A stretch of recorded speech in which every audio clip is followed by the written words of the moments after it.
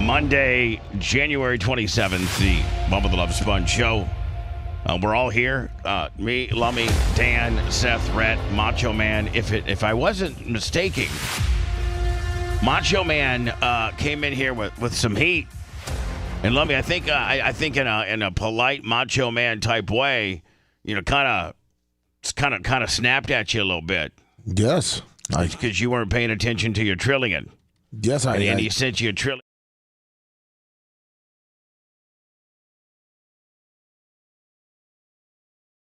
At 5:30 this morning, and it didn't notify me on my trillion. Macho, are you okay, buddy? Or is he still rolling around trying to get a backup computer? No, we're not okay. What a great now I'm excited. Yeah. That's a great way to start the week. I feel like the kitchen's on fire. I just feel like I radioed down to the navigational room at the Titanic, and as the captain to say, did we that little bit of iceberg that we hit, are we okay? And they're like, no, we're taking on water. We're sinking. We're not. We're in a foxhole in Russia, and we're checking in with the guys, the command center, and they're like, you guys okay? We're like, nope, we're not okay. No further explanation. No other words. Just a frantic, no, we're not okay. Tell my wife I love her, please. Yeah. I feel like we're on one of the 9/11 planes. Man, can you imagine? There were some people on the 9/11 planes that actually were able to connect to their loved ones as they were going, It's horrifying audio, Bubba. Oh, I know it. No, I'm not insinuating that we play it. Okay. I'm not insinuating. Things are falling apart in the back, so let's have things fall apart all over town. Right. Are we still not okay? Are we, just... We're getting there. Okay.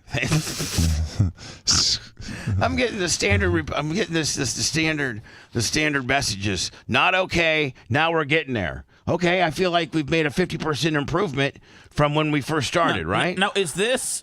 I'm not trying to draw any heat whatsoever. I'm friend, not foe. Is this Lummy's fault?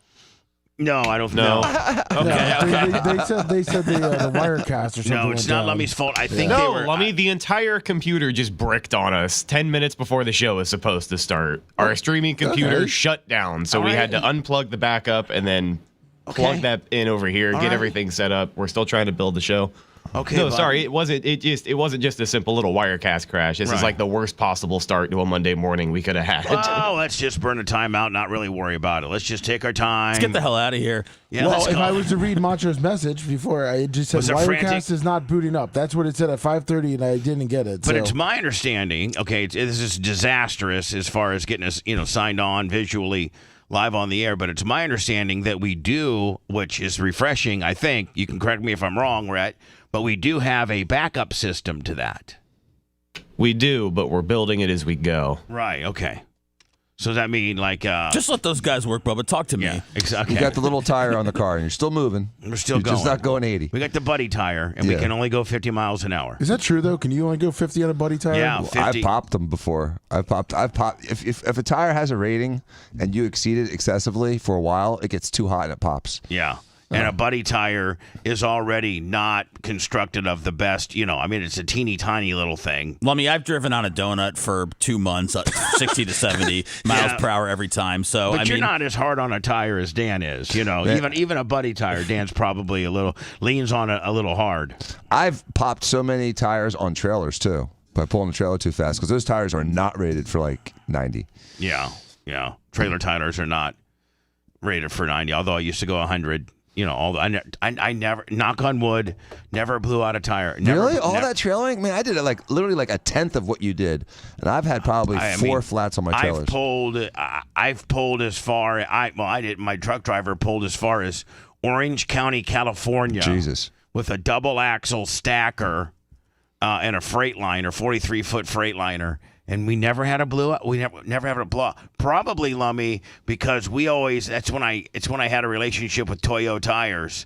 And Toyo tires are about the best tire you can buy. They are good tires. Now of course Dan has, Porsches and Lamborghinis and Ferraris, and I'm sure they use all types of different tires. I've had a car run on Toyos before, though. One of my race cars ran on Toyos. They held up well. Good tires. With regards to like a truck tire or just a passenger tire, like for your car or for a trailer tire, can't beat a Toyo, man. I'll tell you, they are dirt. I've never had a Toyo blowout or failure ever, and I don't have anything. I don't think I have anything on Toyos right now. But my next ones I get, I'm using Toyos. Were you familiar with Toyo tires? Not until you started using them. Do you know how to spell it? Toyo. Okay, cool. Yeah, I once you started talking about it, I started looking into it. I need to get a hold of my boy Stan Chin and see if I could get me a set of. Not that I don't need any tires right now, but the next time I do need some tires, I'm getting me some Toyos. Phew. So anyway, the big. There we go. I think maybe. Let me from my visual shot that I'm seeing. I'm thinking maybe we're live. Well, I don't see Seth up there yet, but I do see. I'm looking at YouTube right now, and it's looking like I see a 3-screen set of me, you, and Dan. We got to reconnect, Seth. Bubba, this could be what takes us to the top, though.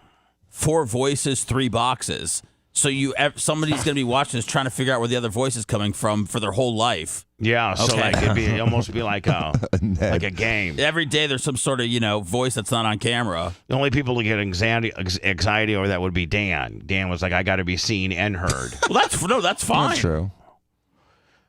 So anyway, the big, I think Seth said there might have been 50 or 60 million people watching between the 2 games. It's always, whatever the Super Bowl is 100 million, whether it's more than that now, the AFC, NFC championship games, especially the later ones, always draw 40s, 50s, or 60 million. The Chiefs-Bills game is probably going to come out as one of the highest rated games of all time. The Commanders, exciting. The first game was close for a minute. And then the fumbles and the nonsense happened for the little bit that I got to see. Then I was on the track, preparing the track for a test practice session last night. So I didn't get home till 8:30. So when the first game started, I was ducking my head in my RV, just looking at the game occasionally. And when I saw it, it was like 12-20 or something like that. Yeah, it just seemed like the Commanders had the same luck that the Packers had. And it just the game got away from them, and they tried so hard to catch up. And the statistics were pretty close, except for the points on turnovers. Well, that Barkley guy. Oh man, my God! The first play he had like an 80-yard run. And it's just like Lummy, if you know anything about football, or maybe I'm wrong, it looks like not a jet sweep, but like a Packer sweep where they pull sweep, the old time Packer where they pull 1 or 2 dudes, and then they're relying on the tight end to pick the Packer sweep. Yeah, the tight end kind of picking off on the linebacker. As soon as that tight end picks that linebacker, then you got a corner and a safety potentially that has to make a tackle on this beast, and you can't arm tackle Bark. You can't. This guy's one of the best in the league, and you can't arm tackle this guy. He's possessed, man. He is unbelievable. Went for 118 only on 15 carries. 15 carries, 118 just off the top of your head, Dan. What is that? 15 divided by 118. Oh, that's that's about 14 yards a carry almost. No. It was about 8 yards. 8 cards a carry. 8 cards a carry. That's right. 8 cards a carry. And then the second game I heard was a great game, but I didn't get a chance. By the way, so Eagles 55, Commanders 23. Yeah, at the end it was a joke. Now, what was happening? I didn't. Maybe you can send me video, Lummy. But I was hearing some kind of deal where the Eagles were screwing with the Commanders, and they were keep jumping offside. The ball was like at the 1. Yeah, it was during the tush push. The Eagles are trying to stop it, so they kept having their guy. No, the Commanders had their guy jump I'm sorry, over. yeah, the Commanders. Frankie Lulu. Yeah, and then finally the ref was like, "We're going to reward a touchdown if they don't stop jumping off sides." They did it. They did it 3 straight times. Yeah, it's only happened one other time in the NFL. So like if you jump, okay, let's say you're on the 1, so then you jump. Now you're on the half. Then you jump. Now you're on the quarter. Then you jump. Then you're on the 8th. Yes, that's what they seemed. I didn't know this was a thing, but they seem to be doing it on purpose. Right.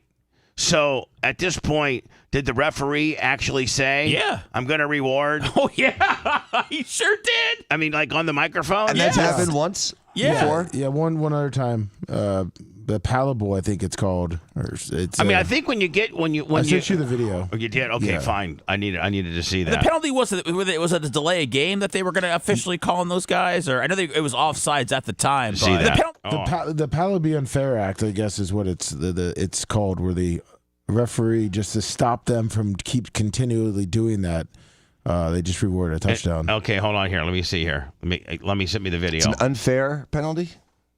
Well, you just can't sit there and just keep getting back and forth. It's called the what act? The Palatable Unfair Act. The Palatable Unfair Act. Does Trump have to put this into motion, or does Trump have to call the NFL and threaten? Does he sign this or what? If the Washington Commanders keep jumping off sides, we're going to go ahead and give the Eagles I didn't a agree touchdown. to no palpability act, Lummy. Here we go. Okay, so here's something that I don't think I have ever seen before. So this is the situation. The Commanders are down 11 points. It's a second down and goal. The Eagles are at the 2-yard line, and they're thinking, let's just push until we get into the end zone. Simple enough, right? Well, first you see Frankie Louvu trying to time the snap. Doesn't go so well. Ultimately ends up just kind of jumping onto the Philadelphia Eagles players. So, okay, they gain an extra yard. Sure, simple enough. Seems like that's, fair is fair. On the next one, you see Frankie Louvu. That's not a replay. He did the exact same thing. It's even funnier in slow motion. You see, he went for it, and he did time the snap on a play earlier. This time, not going so well. Now, if he would have timed it perfectly, I think you probably go, now, is the tush push, is helmet to helmet not in play when the quarterback is doing the tush push? You know what I'm saying? Like, because it looks like that helmet is aiming for the quarterback's helmet. Yeah. Look, like if Jalen Hurts was to go, hike the ball now, it'd be helmet to helmet. Right. Again, part of the strategy is for the Commanders going over to the next one. Like, at this point, the ball is essentially at the goal line. So either let's try and time it up. If we screw up, well, you're going to get an inch closer. Who cares? And if we can get it right, then we actually have a chance to stop it. Again, you see this one, it actually looks like multiple could have been called. The first one, they don't react to it. The second one, they kind of have to react to. Ultimately, this one gets called as well. And so what the officials do is they do something where they're going to go to the palpably unfair act. Oh, palpably. Palpably unfair That act. means you can touch it. It's so unfair. Palpable means touchable. Meaning the ball is now touching the goal line. No, it means it's so blatantly unfair we're giving you a touchdown. You guys are just being complete dicks. I'll let the head official. Now that's like the tension in this room is palpable. Like you can feel the tension. I think they should name it that. You're being complete dicks. We're going to give you give the other team a touchdown. I think we could better understand that. Do you want to break, Bubba? Do you want to break this down in a bit? Because I don't think people are able to see it right now. You mean? Oh, okay, all right. Yeah, we'll show this late. Well, and really at this point where it starts getting a little bit, better view. Or I could back it up a little bit here. So yeah, I guess we're still having a problem. Hey, let me ask you a question. Rhett and Lummy, Rhett and Macho Man. Would it help if we went to commercials early? Burned one off now? No. Yes. I'm getting conflicting reports Rhett here. said no. Macho said yes. Did the tiebreaker? Would it hurt? A commercial hurt, Rhett? No. It wouldn't hurt though. Macho, you want one? Yeah, I'm gonna go move a wire for him. All right, so I'm gonna burn one off, and that gives you 5 additional minutes. This could be good for the show, though, Bubba. Yeah, burning one off early. Yeah.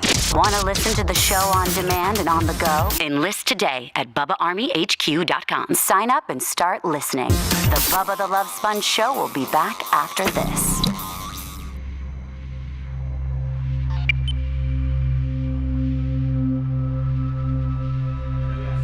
Right. That's. Blatantly unfair. Palpably unfair.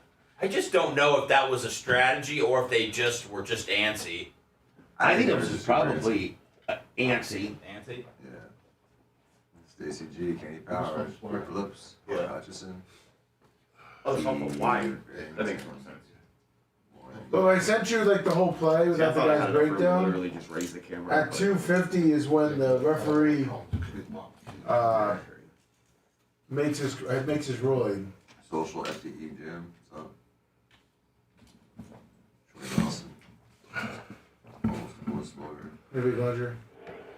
And now it's 3rd and goal. 2nd and goal.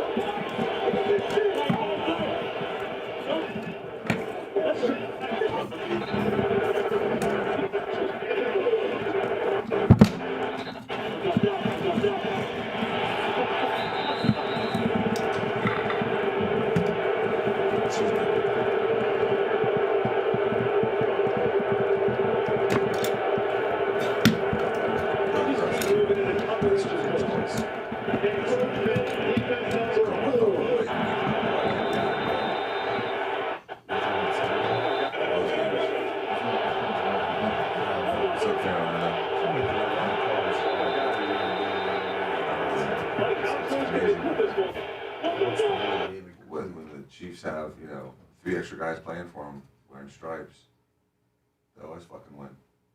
In Orlando. Tired of getting every benefit of every fucking call. Did they get any calls yesterday? Yeah. And a couple non-calls on the other side. It's bullshit. The refs wanted them in the game. And, to be honest with you, the refs for a while were being kind of favorites to the Commanders. Because they wanted them in there. But then there's nothing they could do. Yeah. They just kept fucking dropping the ball. And Barkley kept fucking just running all over him. I know. There's only so much you can manipulate a game. Slayer, Lips, what? That guy, I don't know if he had a first down too. That was pretty much a game changer right there. Mm-hmm. Went down 4th and inches. They always get it. They always get the lucky breaks.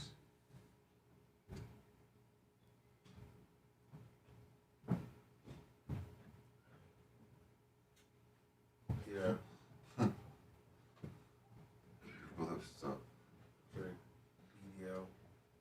Self-bias resistor. Dr. Dan, I sent this article to Bubba, but I'm just going to send it to you. It's from this doctor, I think, in Albuquerque, and she said that she said her Cybertruck helps her because she travels and sees all of her patients, shit like that. She said she's fucking tired of people fucking flipping her off and yelling at her and shit. When she's Cybertruck? Yeah, because she's like, she's trying to go fucking help people out, and she said people fucking harassing her. So people don't like it? Because some people like it? No, they don't like it. No, they don't like it. Yeah, because they just don't like it? They go out of the way to say it? Yeah, they're like flipping her off and shit, and she's a fucking doctor trying to help people, and so... I had a guy at the gas station the other day. I was getting Monsters, and he's like looking at their car. He's like, you like that thing? You're like, yeah, I fucking love it. Like, oh, okay. No, I hate this thing. I'm going to set it on fire right here in front of the gas station. Where's the closest Trump Tower? I light this bitch up. I hate this thing. I don't know anyone that owns one that doesn't love it. And the lightning on a skid. Yeah. Phew. How's Stamkos doing on the other team? Shitty. Oh, really? It's probably a good time to get rid of him. Oh, it was the right play. He was a little long in the tooth. Well, especially since he didn't, It was the right thing, but they handled it the wrong way. I agree. They definitely handled it wrong. Yes. Perfect. That's. I think people like to revel in, he sucks now and stuff, but it wasn't that. Like, we know where he was in his career, but he was the captain of, back to back. Great. Seth, it was the right thing, wrong way to do it. Dynasty. Very greasy. Did they riot in Philly last night? Yeah, I got footage of them climbing the poles. That footage you sent was rioting? They were Light riots, but they were out. Just going to the Super Bowl, get some fucking route up. They were out, man. If you live in Philadelphia, there's nothing good about it except for stuff like this. This is I don't think we're on Facebook yet. the highlight of a shit. We're going to have to re-authenticate that because we're on a different computer. Okay. Dan, I emailed you that. Oh, you know what? I take that back. We are on.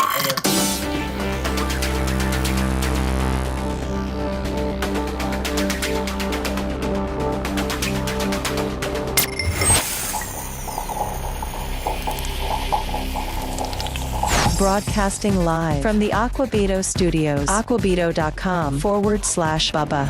It's the Bubba the Love Sponge Show. Now, let me ask a question. Did my remote broadcast from the track Friday cause this? No. Okay. Didn't cause any of this. I got to tell you, man, I'm convinced that we can pull it off now from that.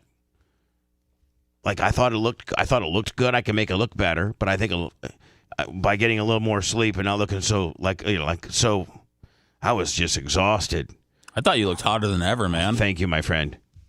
But I listened to the replay. Let me on Bubba Army HQ. The Friday show is replaying this morning, and I was listening to it, and it audibly it sounded perfect. Oh yeah. And I think visually it sounded good. And I know that interacting with you guys, there wasn't a delay at all. Like it was just as if I was here, but not here. Yeah, the only thing Gene wishes that he could. I wish I could. I don't like this because I can't. I miss you. Yeah, but he got to talk to me. I got a lot of his stories during the commercial break. Oh, you did? Oh yeah. He's a handful. Oh man, he's the best. I just feel like it feels like Gene has to talk to somebody during commercials. Yeah. But I'm kind of honored that he came over and talked to me because I feel like that means that he would die for me. Of all of our guests, man, Gene is the most pure in his emotions of liking you or not liking you. Like if he doesn't like you, he just will either tell you, I hate you, or he won't say a word to you. Dan's known Gene not nearly as long as me, but for a pretty long time. 20 years. Yeah, and you've needed Gene for some things, and he always comes through. And Gene's needed you for a few things. Yeah, but that guy will stop what he's doing and bend over backwards for you if he likes you. Yes, if he If he don't like you, then he'll bend you over. Like Seth, literally, I'm not kidding you. And he's mechanically, he used to work on cars for a living. That's how he first made his first hustle. Was he was selling for like Tire Kingdom, and he would then he opened up his own shop.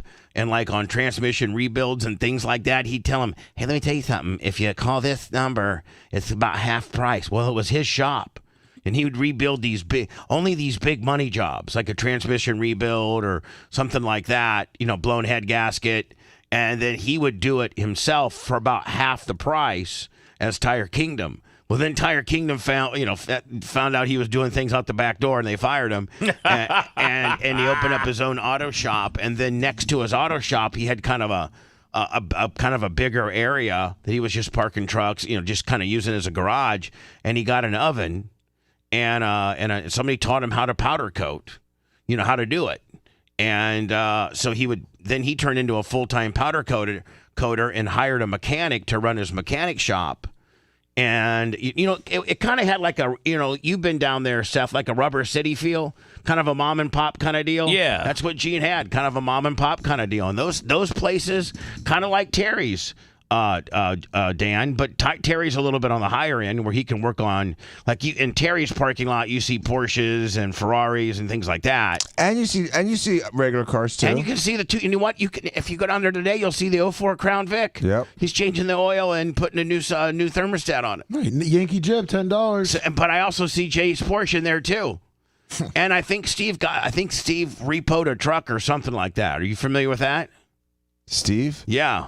He repoed a truck? Yeah, maybe I wasn't supposed to say nothing. Wait, he got one repoed, or he went and took a car? I don't think I'm supposed to be saying nothing. Dude, I've had cars repoed, man. You like gotta a real own it. truck or like a box truck? I feel like this is a Spartacus moment right now. Has Steve fallen on hard times financially? No. I feel like, Dan, this is a Spartacus moment where I may have opened my mouth up and I shouldn't have. Now, here's my understanding is that Steve lent.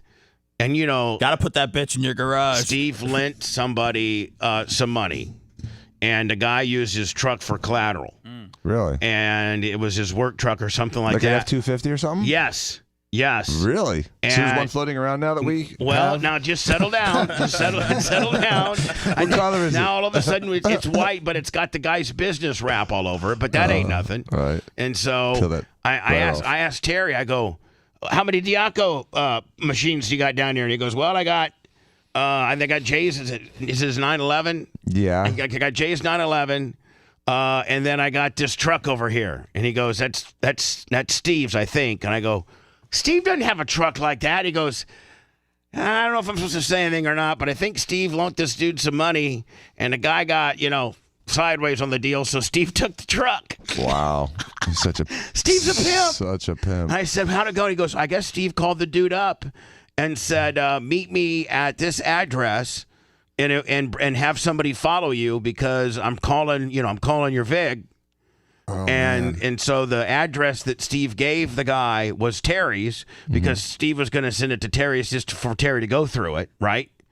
And I don't know if Bless you. well, that was a 100-mile-an-hour one.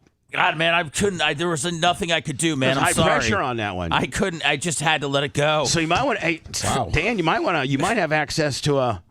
One of your favorite things that you ever had that Romina drove was an F-250. I love that truck. Is it a late model? Is it a relatively new one, or is it older? I think it's a relatively new one. I think it's probably less than 10 years old.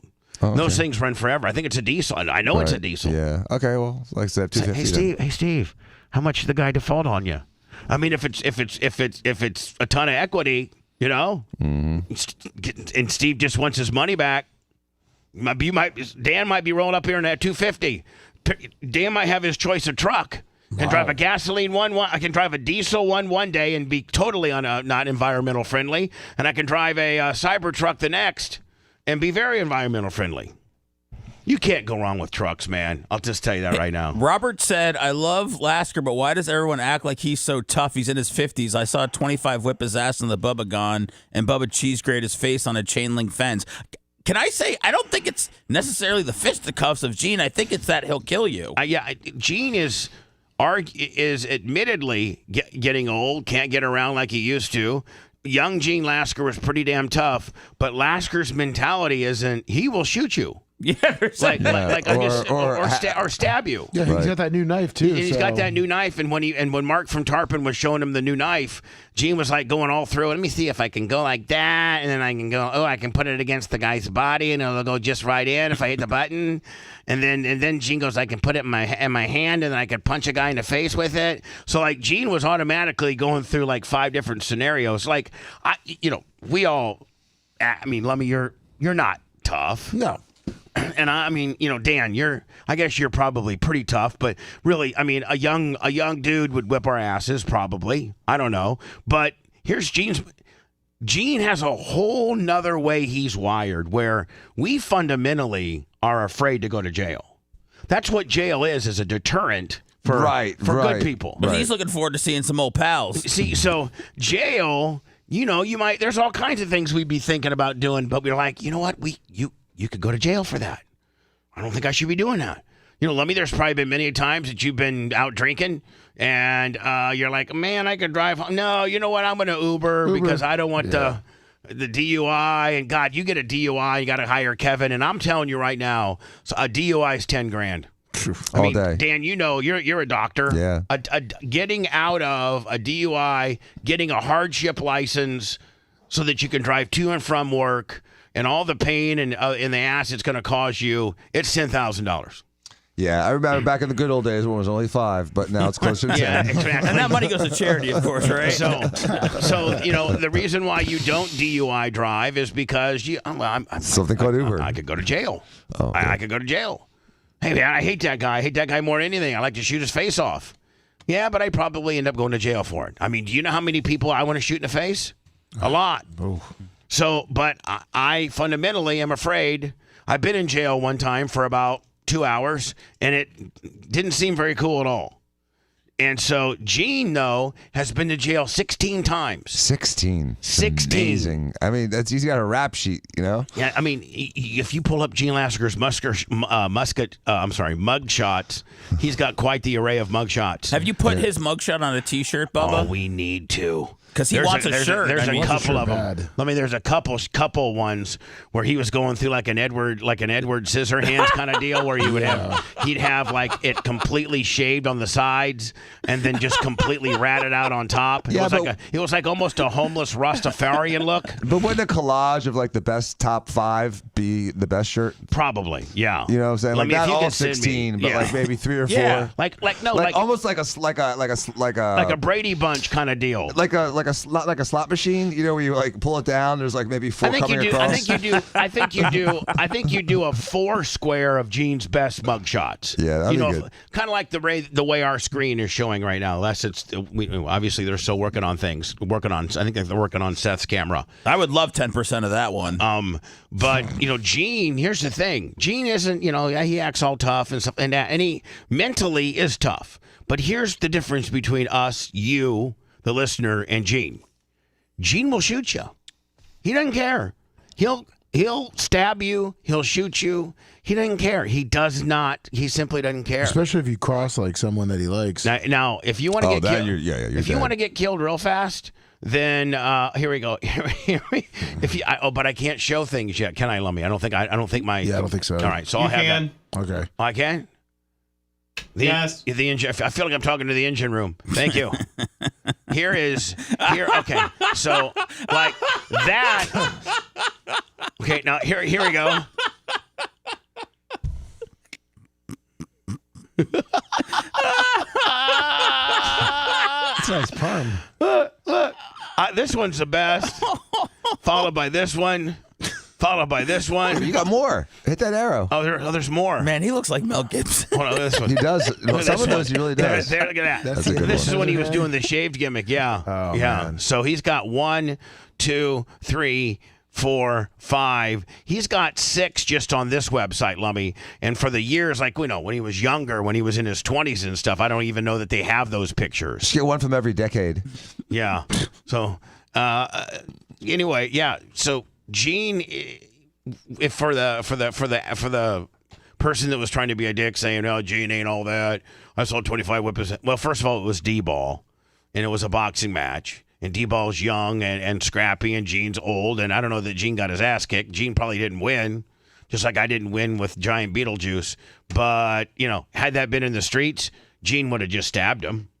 That's the Gene Lasker, that we all know. Yeah, this one I just clicked on to see if it was a different picture. Said aggravated battery, great bodily harm. Yeah, I mean, nothing.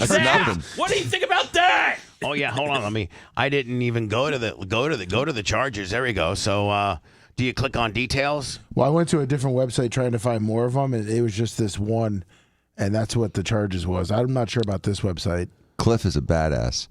Let me see here. Lasker Eugene Thomas, employment. Hold on. Lasker Powder Coatin. Not even a G. Yeah. I think they ran out of letters. Occupation, powder spraying. Attorney, Kevin Hazlett. Back in 13. No wonder Kevin's always going to the Himalayas for a month and a half with all the stuff he's had to deal with. Oh yeah, I mean between Hogan and Lasker. I'm just trying. There was a warrant for his arrest, aggravated battery with great bodily harm, battery, domestic violence. No. Will that sounds like that's wrong. Well, domestic, Bub. He did have a volatile relationship with a Russian girl before his current wife. A Russian? I think she was. Yes, and she would just call she hit him first. Then she would. Yeah. Let me see. Tampering with tampering with a witness. So you rolled up in that guy and go, "Hey, let me tell you something. If you testify against me, I'm it won't be so good for you. I'm gonna kill your whole family right in front of you." Driving under the influence. More domestic battery violence. Oh, that Russian lady. Driving without a license, suspended or revoked. So wow. we got a couple. Wait, did we have a mustache shot of him down there? Was that more shots? I think it was a different Those are other guy. people. Those other people. Other rabbit holes you can go down if you want to go see what Delfino Vasquez did. Yeah. Let's see what this guy did. Brian Latimer. Let me see. He's in Minnesota. Oh, he's in Minnesota, right? Gross misdemeanor, 3rd degree DUI. Does that mean maybe like your third one? Yeah. I'm thinking like something like that. All right. So yes, Lasker has been arrested a lot, and he doesn't care. Like he doesn't care. I was so nervous during BARP. There was a Hillsborough County sheriff here, Lummy. That's Bubba Army. A great guy. Great guy. Known the guy, Mr. Clean, I call him. That's just his nickname. Known him for 15, 20 years. Great guy. And him and Lasker start talking. Well, now we got motorcycle cop talking to outlaw. And Lasker, I'm like, Lasker, you don't need this. Is like, I got it. I'm okay. Yeah, I ain't doing nothing wrong. So I tried to get him away. Then he was talking to somebody else. I was trying to get him. Well, I think it might have been Rio. I think him and Rio were having a discussion about something. And I was like, Gene, be nice. Gene's like that dog with rabies that you just got to, keep your eye on because it could snap at any time. It's like an old pissed off Doberman. Yeah. Gene's looking to snap. It looks like he hasn't snapped in a while. I know. I think his wife. What about him and Iggy? I think his wife is a calming factor for him. Yes, she is. Absolutely. She's kind of his rudder. Yes. Silent rudder. Sarah is kind of his silent rudder. That he loves her to death. They love each other. Unbelievable He bond. watches like How I Met Your Mother and stuff because of her, right? And loves it. And took on her son Coben, and he's his he takes care of him. I mean, I don't know that Coben's father is even around or a good person, but Gene has pretty much adopted Coben as his own, and took Coben into a pretty tough kid. Like out of all of our kids on the football team that one year, Lummy, I mean, Dan, Coben was probably the only one that goes out and does physical labor and, shovels dirt and, weed whacks and all the other kids were, from rich families and, like little Danny didn't go out and do any manual labor. Zero. Yeah, exactly. And not like Matt, was it Max, our quarter, or Matt? Or Mark, our quarterback? Matt. He was a pretty boy. He wasn't out digging ditches and, weed whacking and quarterbacks are pretty boys. What are you hating on the children for, Bubba? I'm not hating on the kid, but of all the kids we had on our team, the one that probably does the most physical labor under Gene's tutelage was Coben, right? Yeah, I think so. Yeah, a little gentle giant. Lummy, this is the tush push. I hate that phrase. I mean, it's football and we're saying the word tush. It's such a stupid What do they call name. it? The ass push? I don't know. It should be. First of all, it should be illegal. It's not. We're not playing rugby here, kids. I think it can. I think it can't be. I don't think it can be illegal due to the fact that it's not an illegal play. It honestly doesn't seem like, at least the Eagles yesterday, it doesn't really seem like they push their quarterback that much anymore. And it doesn't seem like this. It doesn't seem like there's a way. Like it doesn't seem like there's a way to defend it. They've gotten better. I think some teams have gotten a little better at stopping it. It was unstoppable, I think, with Jason Kelsey. I mean, it still probably has like a 90% success rate, but there were times yesterday that they couldn't get it over. Yeah, and what's going to happen now if you're the Eagles and so when people see this, they know exactly what it's going to be. But they're going to probably before the Super Bowl, Seth, have a play, or I'm sure they have a play that's a tush push fake out. Where you go to tush push and these two guys, hold on, these two dudes right here jump like they're pushing. Hurt steps back, and this guy just goes blip right out there, right? Yeah, I mean, or you could just give it to the all-world running back Saquon Barkley. Yeah, and you don't have to be so sexual trying to get 4 inches here. Yeah. But, I mean, this is they're really looking for 6. This is a lock-in. Like, I mean, I don't know. Rhett, you're up, Mike's up. If you're still, I know you're still back bailing out water as we're taking on water. But, I mean, has there been a team that has stopped the tush push? The Bucs stopped it, I think, 3 times now. Yeah. But that's also, it also helps out when you got 350-pound Vita Vea in the middle. So unless you've just got some hogs. Yeah, unless you got ridiculous manpower right there in the trenches, it's 9 times out of 10. The Commanders did stop him once earlier in the game on the tush push, doing what they were trying to do on this one.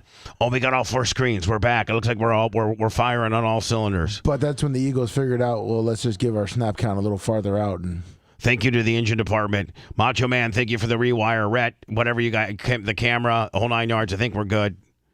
And it's good that we got it. I don't think we've always had a backup to Wirecast, have we? And I think we have one now, even though it's a pain in the ass. It's our old computer. Oh, so okay. we had the old streaming computer hooked up on the other side of the room. Just in case? Right. Yeah. And today was one of those just in case. Sorry, go ahead. So today was one of those just in case deals? Yeah. Yeah. We got a problem though, Bubba. What? Dr. Dan's not on. He's on the 4-shot. This is the only computer display. We have to rebuild all the scenes and Wirecast over again, so we'll have more scenes throughout the day. But if you're looking at something on the computer for the next 10 minutes, Dan won't be on there, but he's there. Dan doesn't care. He's there in spirit. I feel uncomfortable with that. Dan doesn't care. I mean, look at you, Seth, anyway. Yeah. Stop it, Dan. Point. So, Lummy, this is the final penalty where the referee blows his gasket. This is the third one, so there have been 2 before this. There have been 2. The 2 are spectacular. The second one is really spectacular. I mean, that guy just launches himself by himself in the air, does a flip over the center. We've already seen those. Well, I guess we have. No, we haven't. All right, so watch the game for those that did and are critical of Tom Brady. Did Tom Brady do a good job yesterday? Yeah. Did he mess up on any players' names? Did he make any big mistake? Because any little thing he does wrong that they would give Greg Olsen a pass for, they completely shove it up Brady's ass. There was a clip going around of Brady yesterday talking about how he really likes when the referees let the players play, and that's really what he's all about. When classically he was one that complained for a lot of penalties back in the day. So that was a hypocritical statement that was going on, but no massive blind. I mean, Brady does make sense and be like, let's stop all this tush pushing and just give it to Saquon. He's averaging 8 yards a game, 8 yards a carry. It's pretty cool. What? Yeah. The jumping over? What Washington was trying to do and time it, because had they timed it perfectly, it probably would have been like a helmet to helmet to Hurts hit. Oh, and yeah, it would have knocked him back. I don't fault Washington at all for this. If you remember right, and you're a Bears fan, that's how Walter Payton scored probably half of his goal line touchdowns with that. He would literally, let me see if you can find me Walter Payton jumping over. He would jump over, and listen, I'm a Packers fan, so I had to see it twice a year. And are you familiar, Seth, with how Walter would just jump over he was one of the first guys that would literally jump over the pile. It was like a human catapult. Yeah. Yeah, you don't see it a lot anymore, probably for safety reasons. Guys hurdle now and stuff, but you don't see a lot of dives. No, man, Walter made that popular. You know why? I said it to you, Bubba. You only need to get the ball, over the goal line. So you don't really need to get like your whole body or anything in there. And Walter would come up with here it is. Oh, and oddly enough, against the Bucks. Hold on here.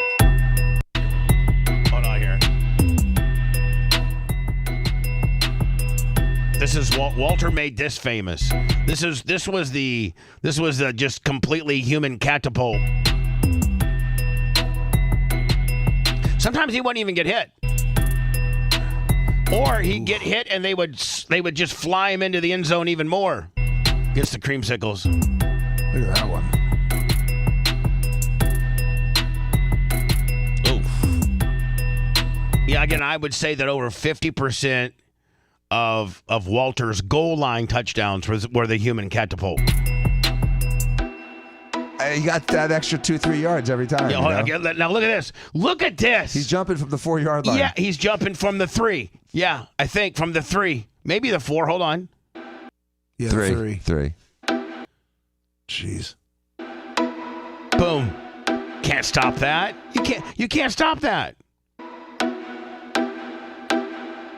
Let me a lot against the Bucks. Yeah. Well, unfairly, the Bucks were in the NFC. What was it? Central, yeah, for so long. Oh, did you see that one? That was Talk rough. about helmet to helmet. Here we go. Watch this one. That could break a neck. Walter didn't care. What did Walter die of? Cancer. I think liver. Oh, I think this one right here is one of the best ones ever because he jumps and then he kind of readjusts his hips in mid-flight. Watch this one. See that? Yeah. And that's back when Soldier Field, all AstroTurf and, artificial turfs now have that rubber. One, the blades are a little bit longer, and then they have that rubber infused into it, which kind of creates a soil-like atmosphere, which is why they can wear cleats on it. Well, this is back when, like, the Philadelphia Veteran Stadium, and I think maybe where the Giants and Jets played. Was it just like cement and a piece of like grass carpet? Buffalo, Soldier Field. It was literally cement and then carpet. By the way, like literally carpet. It wasn't. He didn't have cancer. He had a rare liver disease known as primary sclerosing cunnilingus. And which, by the way, he never drank alcohol. Sclerosing cunnilingus? What was it? CHOLANITIS. And then he had that led to bile duct cancer. Ugh. So Bile duct cancer kills you every time too. Now, Dan, it's a very rare cancer. Is the it bile rare? duct. Yeah. It's almost universally lethal. He died at 46, man. Jesus. 46. He may not be the yardage leader, but he, in my book, will go down as the greatest running back of all time. Period. And what a wonderful man and career too. So I met him before, and he was in Tampa for a Pro Bowl, and Dad brought us in the locker room, and I did get to meet him, and he just had an aura about him. He was so soft-spoken and so just that's why the NFL has the Walter Payton Award, the Man of the Year, that goes out to the person on the team in the NFL. Each team nominates a guy that is the most philanthropic and does the most for the community. And, that because Walter not only was the best player on the Bears, but he also was the most active in community, doing things for the community. He was just, again, he was like a Derek Brooks, but even more. Yeah. Yeah. The one that's coming up now, Lummy, this one right here. So this is the second attempt, and Dan says this is the most impressive. But we're talking about the tush-push. The Eagles versus the Commanders yesterday. Games at this point, not out of hand, but no, not out of hand at all. Washington's only down 11, but after the score, they're going to be down 18. And I think we could call this, Dan. I know the tush push it's kind of a little odd to say, and people have been pushing it a lot. I think you could say this is a quarterback sneak now. Yeah, or the ass blast. Yeah. We could do the other way too. Yeah. I mean, but this is now the bandit, the modern era quarterback sneak. Quarterback sneak just used to be the quarterback on his own. Remember, like Tom Brady had it down, the quarterback sneak. Yeah, because he was so big. But I don't think Roethlisberger was known for a sneaker, was he? Not really. People have been effective stopping. All right, so here we go. This is the third one, Lummy, and I think this is finally when the referee blows a gasket. Yeah. Though, it's not like they're just jumping. He's doing hard counts. Jalen Hurts is all over the road with the count. Yeah. Knowing that this is what he's getting. Now this is where the referee finally comes in with some kind of this type of behavior. This is like a Vince McMahon rule all of a sudden. It almost goes right to WWE, doesn't it? It really does. If this type of behavior continues, we can palpably. Now I'll let you finish. Palpably an unfair act. We commit those daily. I think they score on this one, don't they? Yeah, they get second down and if I was watching, I'd just lay down on this next play because take a nap. We got two options. Yeah. They're going to punch it in, or we're going to keep jumping off sides and they're going to get some kind of palpable action. So let's just lay down. History. You see where the ball is. Good try to get. Actually, the nose of the ball looks like it is a touchdown. And all of the guys on the right side of the defensive line's hands are beyond the tip of the ball. Is there a rule in football where the center can snap the ball, it touches the quarterback's hand, and then he can advance it, the center can keep the ball? Is there a... I always know, you should be able to. I always knew, like in Sandlot, when we would play, me and the Moore boys and Todd Richardson and David Bow, all the kids that lived in Larry Plummer, all the kids that lived in my neighborhood, we would sometimes do that, where the center would hike the ball, just touch the quarterback's hands, and then the center would run. No, the center has to release the ball to an eligible player. Okay, so that in other ways that would be like almost an illegal forward. Yeah, forward pass. Forward handoff. Forward handoff. Right. Correctly. That's not a 1 yard. That's like a 3.5, 4 yarder. They needed 4 inches. Yeah, they needed 4 inches and they got 4 yards. So anyway, 55-23, the Eagles win over the Commanders, and then Bills and Chiefs 32-29. Did that go down to the wire? Yeah. It was a really good game. Can you give me the highlights on that? If you click the highlights, that's why I sent that.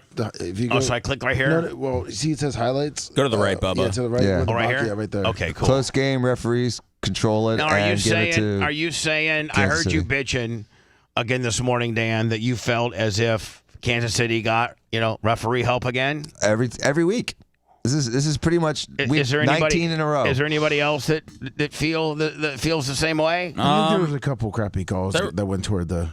I think if the Bills would have hit a couple of their 2-point conversions or something like that, the game would have been different. I think it was right there for the Bills to take. But actually, if you look at that, Seth, if they would have just went for their extra points, got those 2 points, they would have had they would have been in field goal range to tie the game at least. Yeah. Mm-hmm.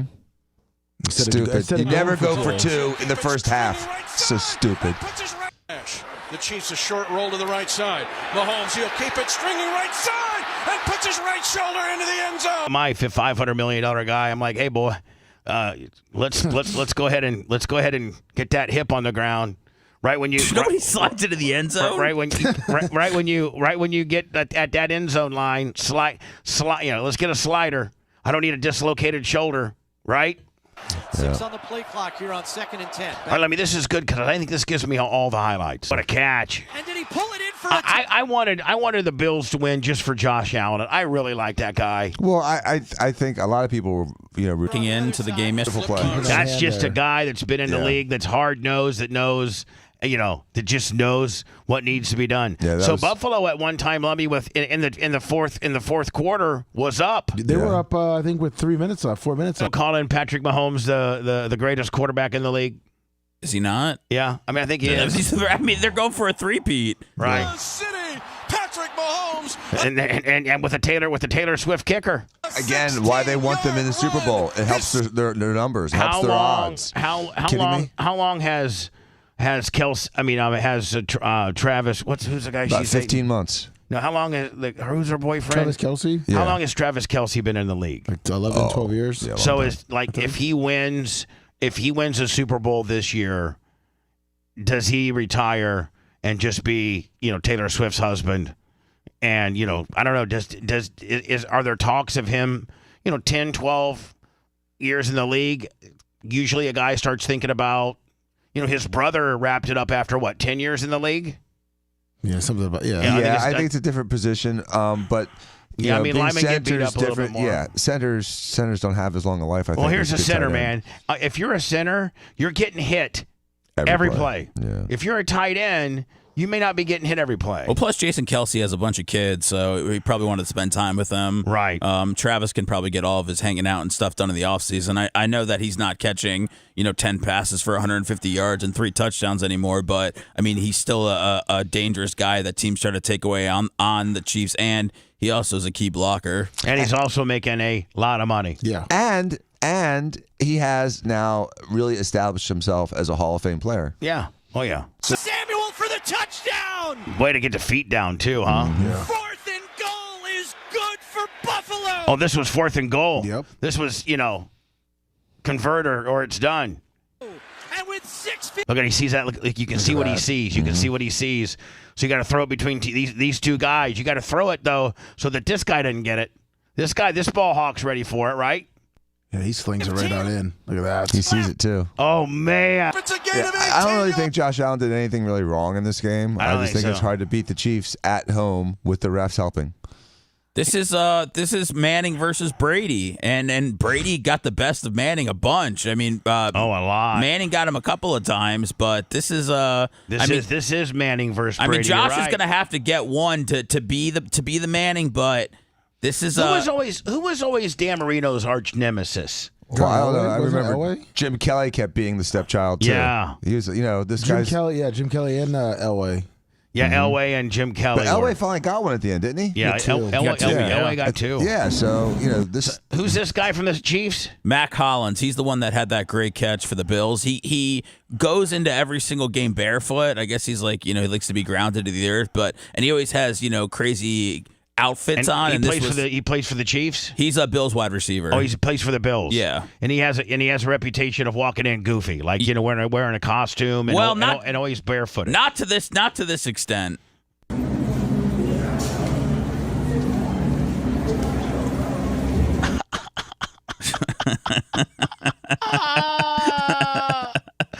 I mean, and that's grounded. That's like distorted. That's like delusional. That's not grounded. That guy's got issues, and he must be really popular at the furry con convention.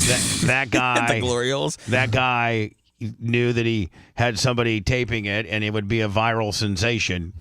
And so why not go viral? Here are the streets of Philadelphia last night. This is near Philadelphia City Hall. Look at the humanity. This is last night. And I'm not hearing, Lummy, I'm not hearing, I got a report from Seth that showed one guy that climbed up a grease pole. They did, I think they greased the poles, but one guy said, I'm going to get through this grease. I only saw one pole climber, and there was a cop underneath him that wasn't doing anything. But I didn't hear of any, like cars burning down or. Well, they didn't, not yet. They didn't win the Super Bowl. This is just for their conference. Look at this. And they do literally grease poles. They did it in New Orleans all the time. Yeah, look at this.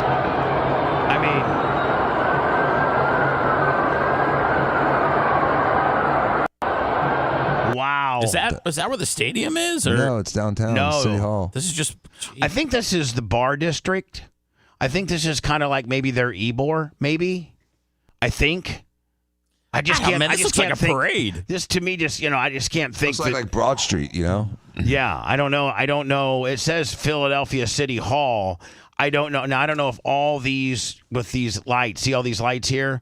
I don't know if all these are bars and these are all people spilling out into the bar after the game. I don't know what would bring everybody to this particular location if there wasn't something there. Meaning like an entertainment district. It wasn't too late. It was only 6 o'clock when the game ended. Yeah. So, but I don't think if you live in Bala Kenwood, which is which is an outlying suburb, that you're like, hey, let's drive downtown City Hall. It's JFK Boulevard. This is? Yeah, that's what City Hall is on JFK Boulevard. What's that? It's on JFK Boulevard. This is? That's what it says. The City Hall is located. 1400 JFK Boulevard. Is it downtown? Is it the entertainment district? Is it like, why would everybody congregate down here?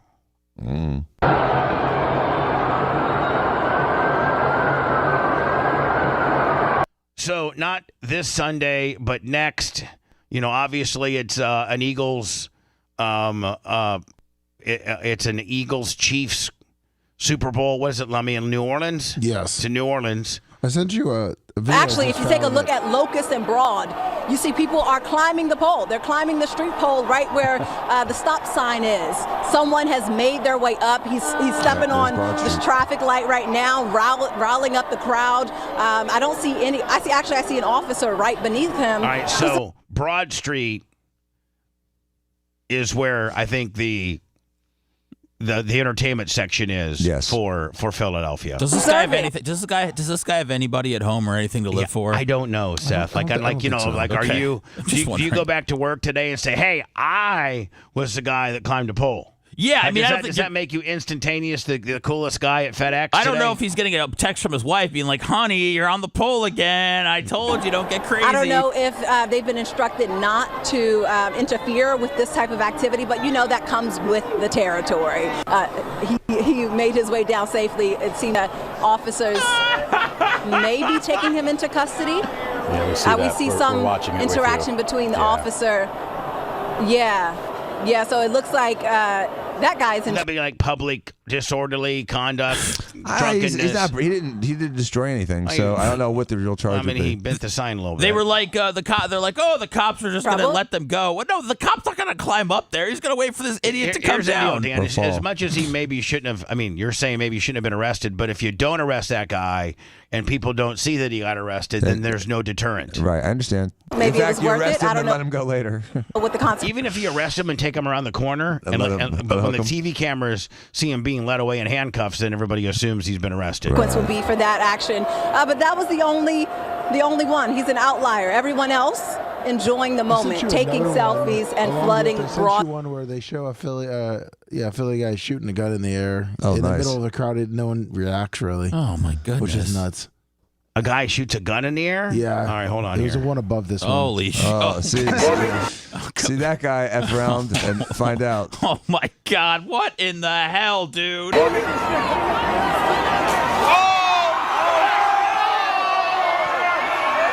they're celebrating. Oh my. Can we deport that? Where's the gun? Let me. Where's the gun? Can we send them to? above it. Can we send them to Colombia? The video above it.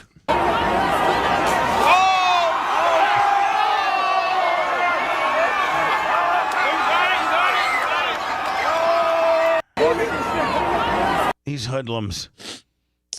This is the gun. It's all fun. Yeah. All right, hold on here. Oh man!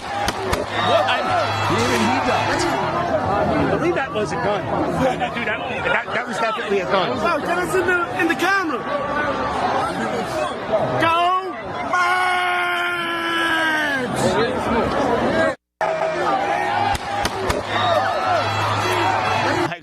Wow. That's a gun. That's a gun. reacts. That's a 9mm.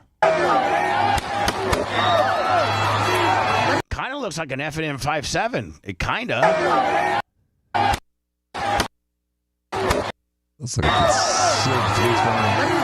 I believe that was a gun. Dude, I believe that was a gun. Dude, An FN 5.7 would have a foot-long flame coming out of it at Yeah, night. that's true. And this poor guy here, man. Here, I often wonder: do the guys that have man caves that are so dedicated to your team? Now I can understand, a couple of maybe jerseys or a couple of helmets or some autograph stuff, or having a Packer or Bear or Bill or Lion decor somewhat. But like this just screams that I don't have any family.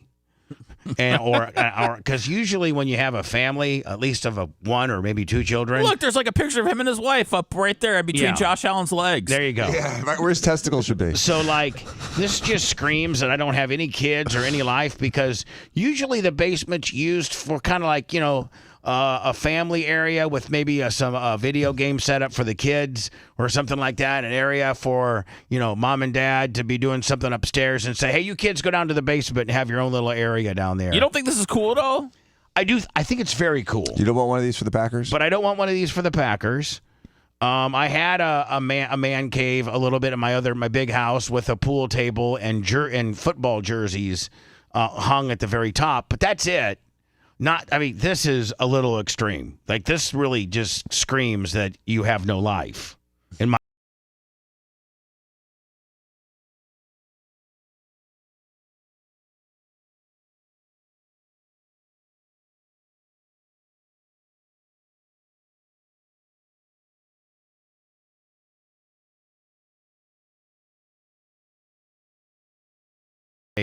basement that's completely Bill's dedicated.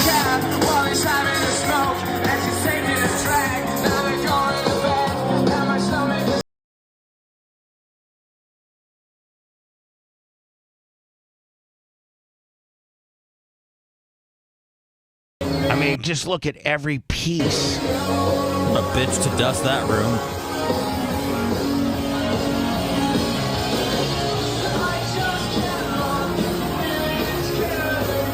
You know what this that is looks like an old turnstile. Yeah, he probably got from the old stadium. From the hold on here. Now, that's kind of a cool piece. Yeah.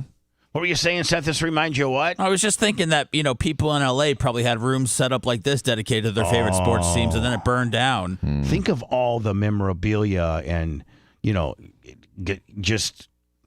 like some of the celebrities had their houses. Dr. Dan said we lost Wilson. I think we lost Wilson. From the movie Castaway. The Bible.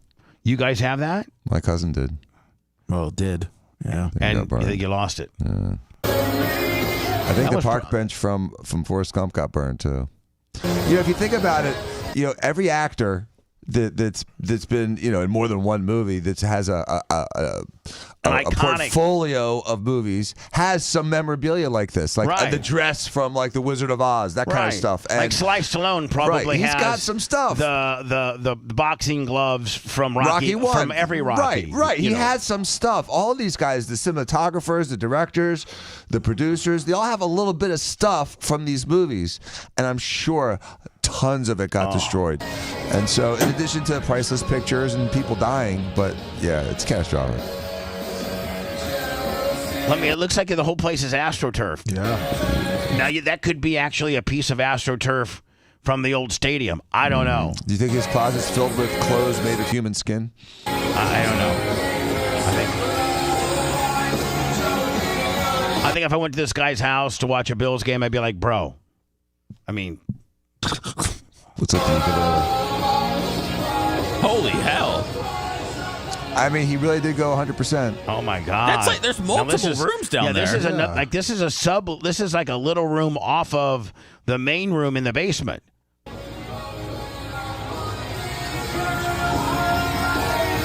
What if he just? What if he just? What I mean, women love the Bills. I mean, what if he? I mean, what if he's just bringing hoes over and they're getting all hot and bothered seeing the Matt Milano jersey hanging up? I think that you're a bachelor or you're married to maybe a bigger girl, and this is your hobby. Oh.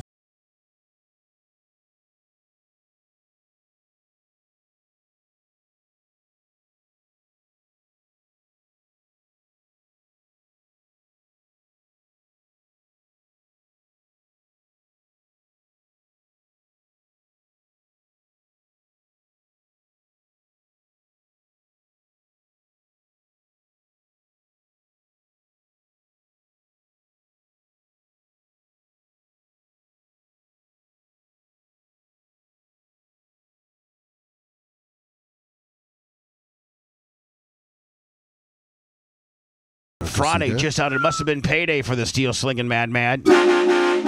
And man, I didn't even see that this weekend. Thank you. I've been so busy. And finally, before we go to words, is this like the fountain of City Hall or for Kansas City? Yeah, or is this the Kansas City complex where the Chiefs practice, or I think it's is this just an office? This is City Hall. I'm pretty sure. Looks like they've put red food dye coloring into the fountain, and it's now red. I said it looks like blood. I like that, though. I mean, I think that's the kind of patriotism or like, backing of your team.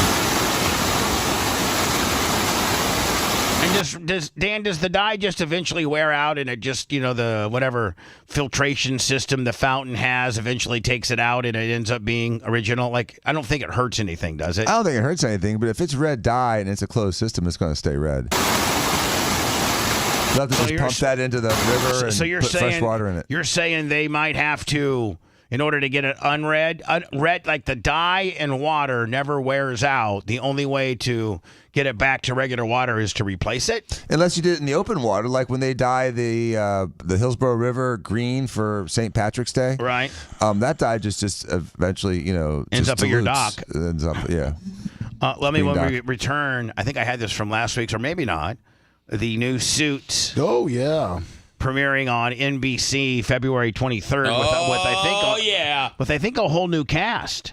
Oh, a whole I think they're trying to bring, because Ashley was telling me, one of the guys that was in Harvey? Harvey, yeah. The He's the only main guy that's dude. important. Yeah, Harvey. Right. Yeah. What about they trying to bring Harvey Merkel? back? Yeah, I think they're trying to bring him back. And 1923 is coming back. Oh, when's that? I believe it's February 25th. Will you keep me up on all this? I'm finding it out now when I looked up February 23rd. Right. No, but you're not the only Suits guy. This trailer has 21 million views. I know, buddy. I'm trying. I was trying to tell you how refined I was on my watching of the Suits. Like,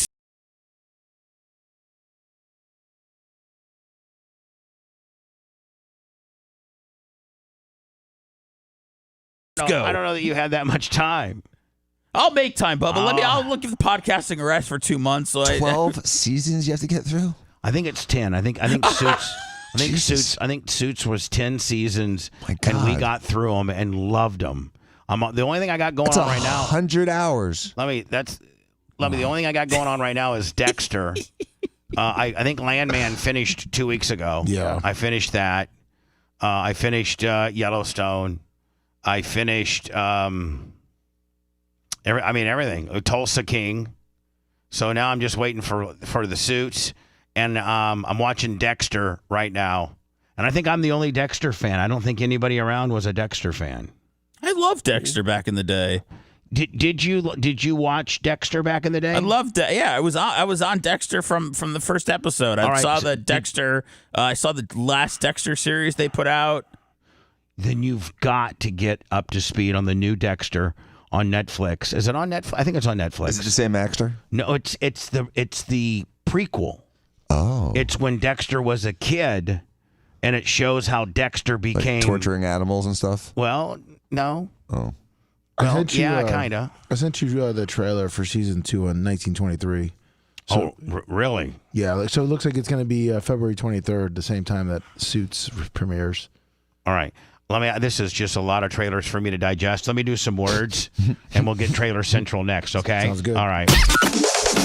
If you liked that segment, then you'll definitely like the new redesigned BubbaArmyHQ.com. We'll be back to the Bubba the Love Sponge show after this.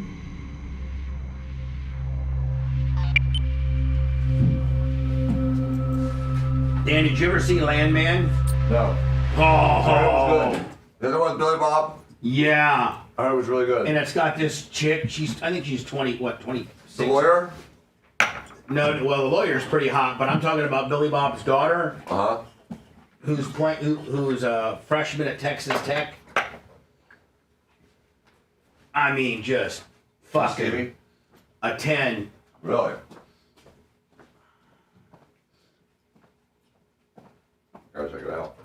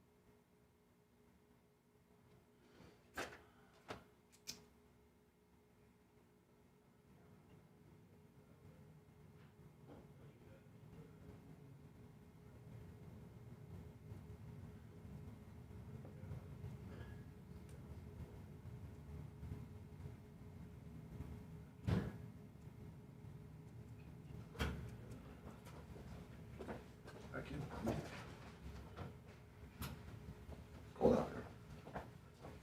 Yeah. It's a lot warmer in this room. Did you see where they had 275 shut down this morning? I heard about that. In Howard, Armenia, it was a hit and run suspect. He was all over McDill and Interbay between like Lemon and West Shore. He was hitting. What a beautiful sight. Interbay and The McDill. cavalcade of That's where I drive. I was there this morning. straightaway, and look at this. Oh And then my! they chased him on Where the did he interstate. come They from? hit him Clay and Harris then he now. was reaching for Challenging something on and the shot outside. him. But Brad we were driving in and they had That was what time that happened? probably 4 in the morning. Like when me and they said he started at like 8:45. Like I guess he caused the scene at Dollar General on Interbay and Del Mabry. 8:45 p.m. PM last night. And then it went all the way through. He started a fight at Interbay and Del Mabry. Yeah. And then he hit somebody on the way out. And then he was basically like drove to a buddy's house, hit someone over there, and then hit 2 more people. Wow. But Mummy, you saw when they shut down the interstate this morning. He just snatched it like he was tied to a stump. Yeah. We toasted him. The traffic was literally from there all the way to the Howard Franklin. Wow, when I had pulled in, it was bad. Northbound? Yeah. Yeah, they had it all shut down. I think it's opened up now though.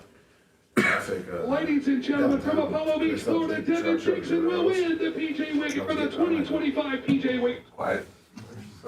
Traffic. Were you on commentary? Yeah. Yelling high side Willie? Yeah. Oh my god. Yeah, I was an Eagles fan. I'm an Eagles fan for the next 2 weeks.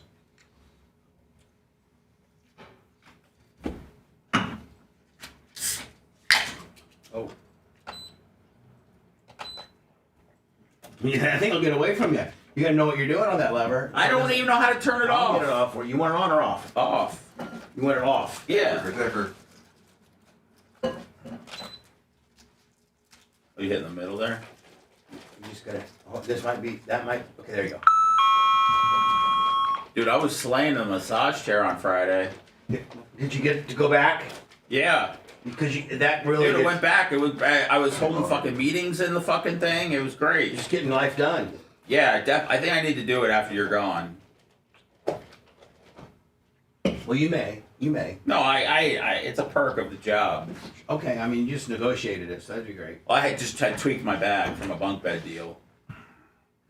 Oh, and how did the bunk bed assimilation go? It didn't.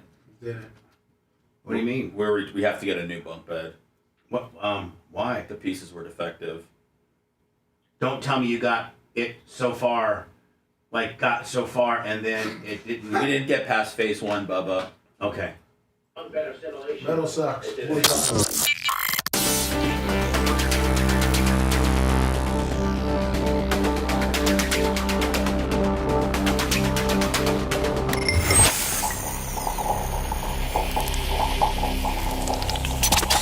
Broadcasting live from the Aquabedo studios. Aquabedo.com/Bubba. It's the Bubba the Love Sponge Show.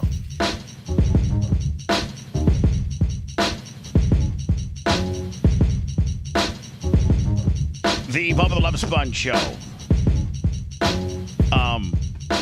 I'll be here all week. And then, Lummy, I know that Monday I'll probably end up being from my RV again. But I think that Merch Crick or Macho Man has really taught the Merch Crick how to get it all set up, because I was set up, I thought, pretty good on Friday. So I think that it's and Macho Man, we have 2 of those super T-Mobile Willies. So I run like one computer on one and one on the other, so that I'm not bogging down. I don't think we had any redundancy, any buffering. I think that it was seamless with regards to there was no delay in the audio chain.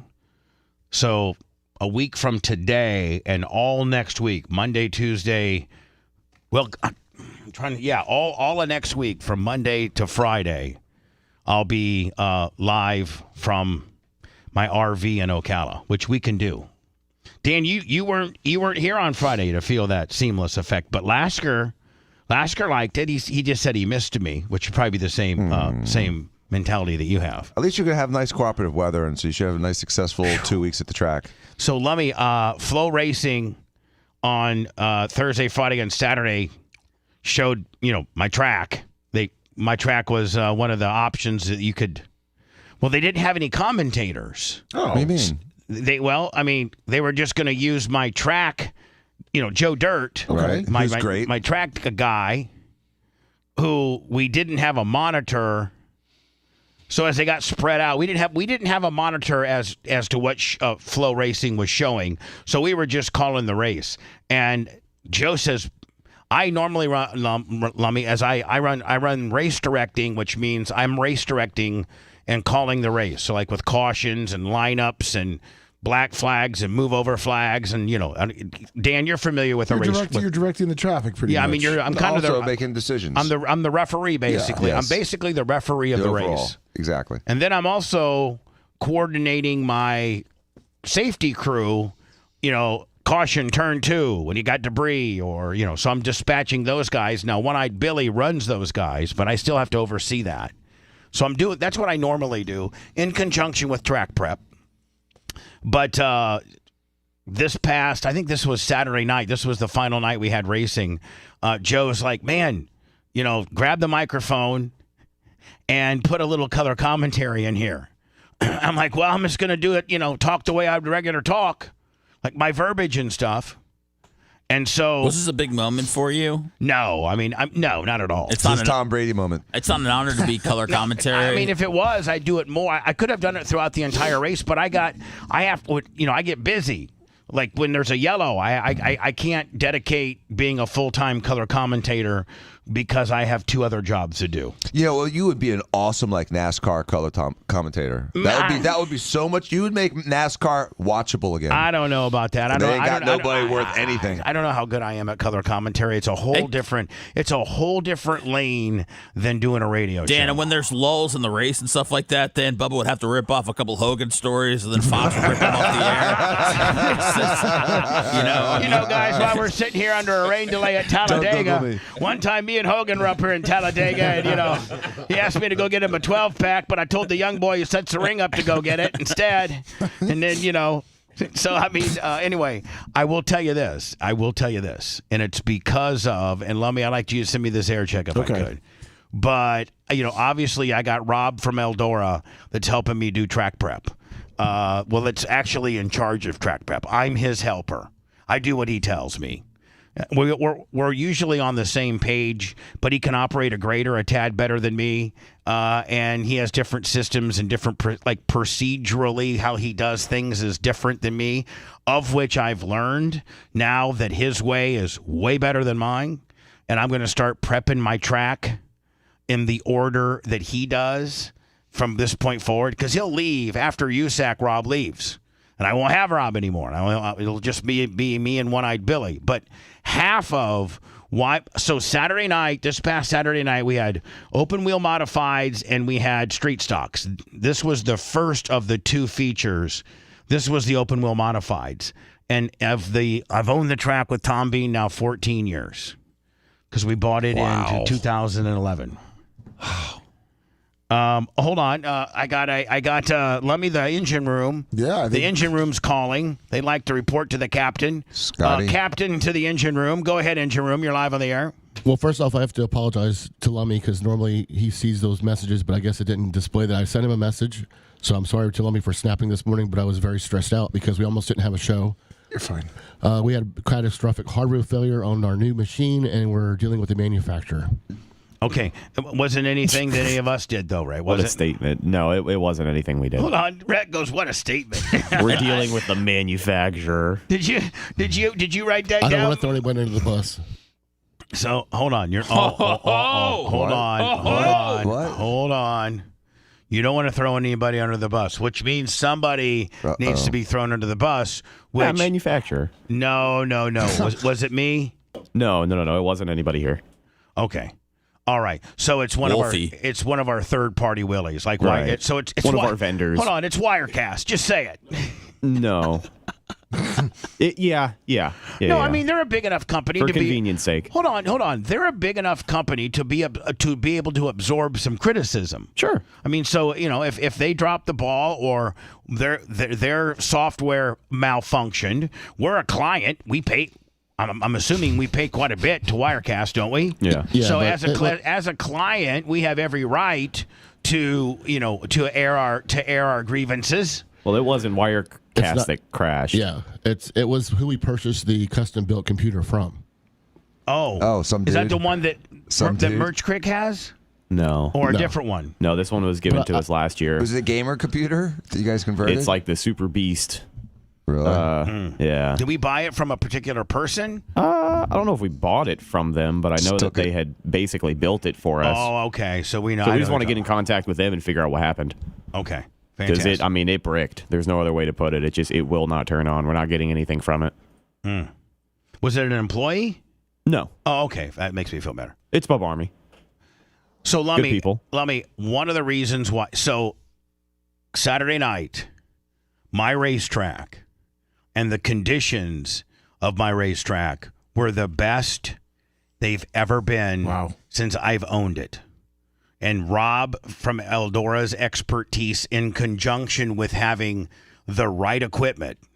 Because during the season, Lummy, I don't have the luxury of having a $700,000, John Deere grader from Beard Equipment, courtesy of my good friend Chad. I don't have a $100,000 7000 series John Deere tractor from West to West, courtesy of Levi. I don't have Sunbelt Rental 2 water trucks to go at any time, courtesy of Bob, George, and Kevin.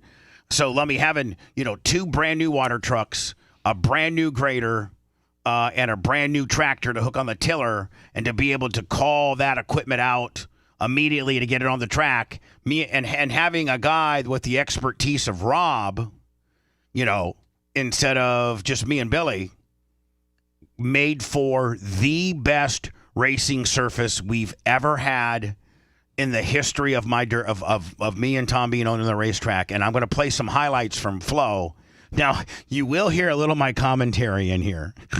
I've got some critiques about the racetrack from this weekend. Oh, so Bubba. No, you got some critiques on my wrecker crew and us clearing up wrecks. I guarantee you this asshole who wrote us and tried to get critical of my track, if he's such a dirt track enthusiast, go ahead and take the safety and the cautions clearing of wrecks out of it and analyze my surface, because in a dirt track world, what you're looking for is multiple grooves of racing. The worst, most dirt tracks end up being, and mine too, end up being, you get a lot of traffic on the bottom, especially Lummy. We had two special races, so we had a 50 lapper and a 75 lapper. Oh, wow. On normal Saturdays, we just do 20 lappers. So you got that much more traffic on your track. And what you're trying, the perfect world of having a perfect track is that you can race multiple grooves. There's a low groove and then there's a high groove. And the high groove often gets very exciting because, and there's a ton of passing. So this is a 6-minute best of from the open wheel modified 50 lapper. And there's a little of my commentary in here. I'm a little embarrassed. Lummy. The track looks good. But now hold on. This is the early stages of the track. And the thing that you're trying to avoid is rubber down, and you're trying to get dry slick. And all of the black area that you see on my track ended up being dry slick. That means it's super slick and super hard to drive on, putting the driver, instead of making it a non-driving track, making the drivers really have to navigate through, some portions of the track got grip, some portions of the track are slick, some portions of the just making it a completely really, really sketched out situation makes for the best dirt late model. Here is the a 6-minute highlight reel. I don't know if I'll play all 6 minutes of the first race. This was a 50-lap PJ Wiggins UMP open wheel modified feature. And a local guy from Apollo Beach, Florida, Devin Dixon, the number 2 guy, right back here. So you started with second, 2, 4, 6. The 8th place guy won it. Nice. So wait till you see this. We're going 50 laps for the 2025 PJ Wiggins Memorial. Now look at this. This is the best when the shortest way around a circle is the bottom. Yeah, inside. But when you got cars, and look at that cushion that's starting to build. And by the end of the night of the street stock, the cushion, which is what they want to lay on for more, was all the way to the wall. We've never had them go within 12 inches of the wall on anything but USAC. So here we go. What a beautiful sight. The cavalcade of colors makes its way onto the back straightaway, and look at this. Oh, my. So not only is the high side Lummy coming in, but it also ended up being the preferred line, and that's when racing gets really, really good. Where did he come from? Clay Harris now challenging on the outside. And Dan, do you know? Brad DeYoung showing the way. Harris not going to be denied as he looks to the inside in turn number 1. Do you know how hard it is? Oh, I know. To drive a car that's sideways. Now, let me look at. They're already pushing up the cushion. Can you see how high? Yeah, 27 up there. You go. I mean, one car length from the wall. Yeah, he's way up there. I haven't seen anybody that high all weekend long. Don't look now, but here. I was going to say, I haven't seen anybody that high since I've seen Rhett Fail. Last person I saw that high was Rhett Fail. Comes my man Clay Harris. He just did the same thing. It's like USAC high. Yeah, exactly. DeYoung under so then I have to turn my microphone off and make a couple calls on the radio. Then I'd come back over to the color commentary. Salt. It's going to be Jason Garver filling the rear bumper of the number. Here we go. And here's Garver now. High side Willie. Move. Wow. High side Willie. You want to talk about momentum? He just snatched it like he was tied to a stump. High side Willie. High side Willie. He went high side Willie. And snatched it like he was tied to a stump. But look at that. I mean, you guys had no chemistry. Brad DeYoung. No, I mean there was no chemistry because I wasn't actively participating. I would just grab the microphone and make a couple blurt outs. Jeff Matthews. How much have these cars Todd changed in the Nyheiser. last 20 years? Oh, a lot, quite a bit. Have they? Hear me out. I think we should have you watch these races live every now and again, and we should do the Bubba cast as opposed to the Manning cast, because that's exactly what this sounds like to me. You're up in the booth talking about a high side Willie. Sounds like you're off of the gummies. I mean, I was dialed in. If Trouble Will in the wouldn't back, straight mind away. us watching the races live, that could do well. One car goes around, faces the field. Ladies and gentlemen, Garver waits till turn 4. We're back underway. Let's go, Tyler Erb.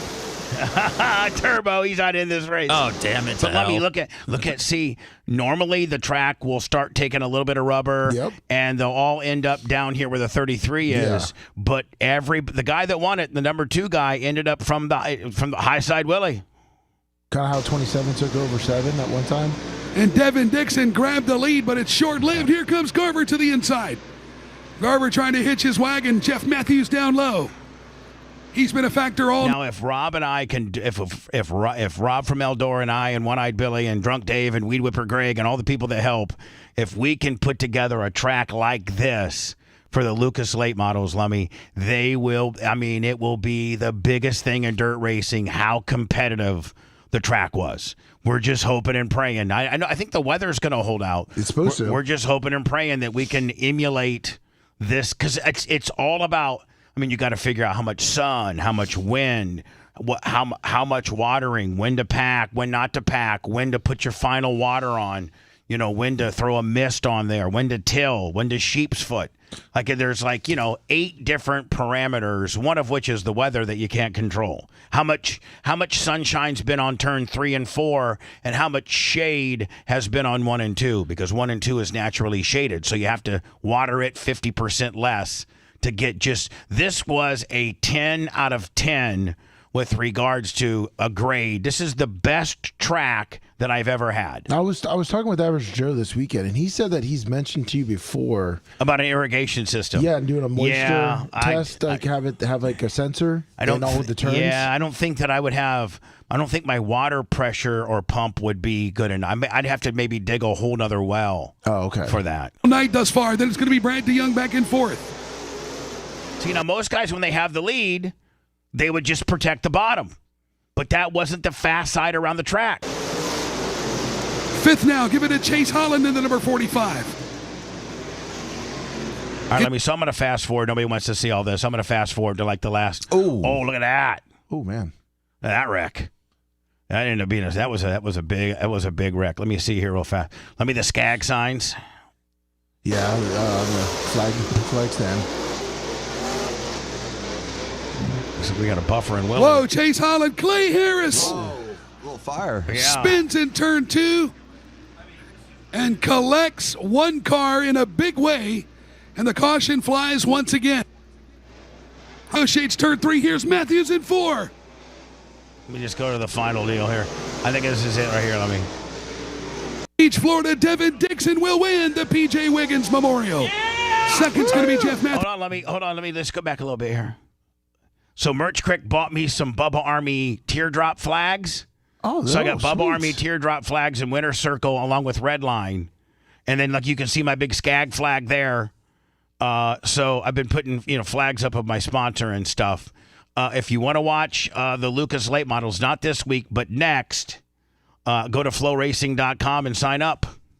Lummy, this is the trailer for 1923. Yes. I don't know how many. I think you and I are the only 2 people that were 1923 fans. I thought you weren't Dan? I never saw it. Oh, I guess you and me.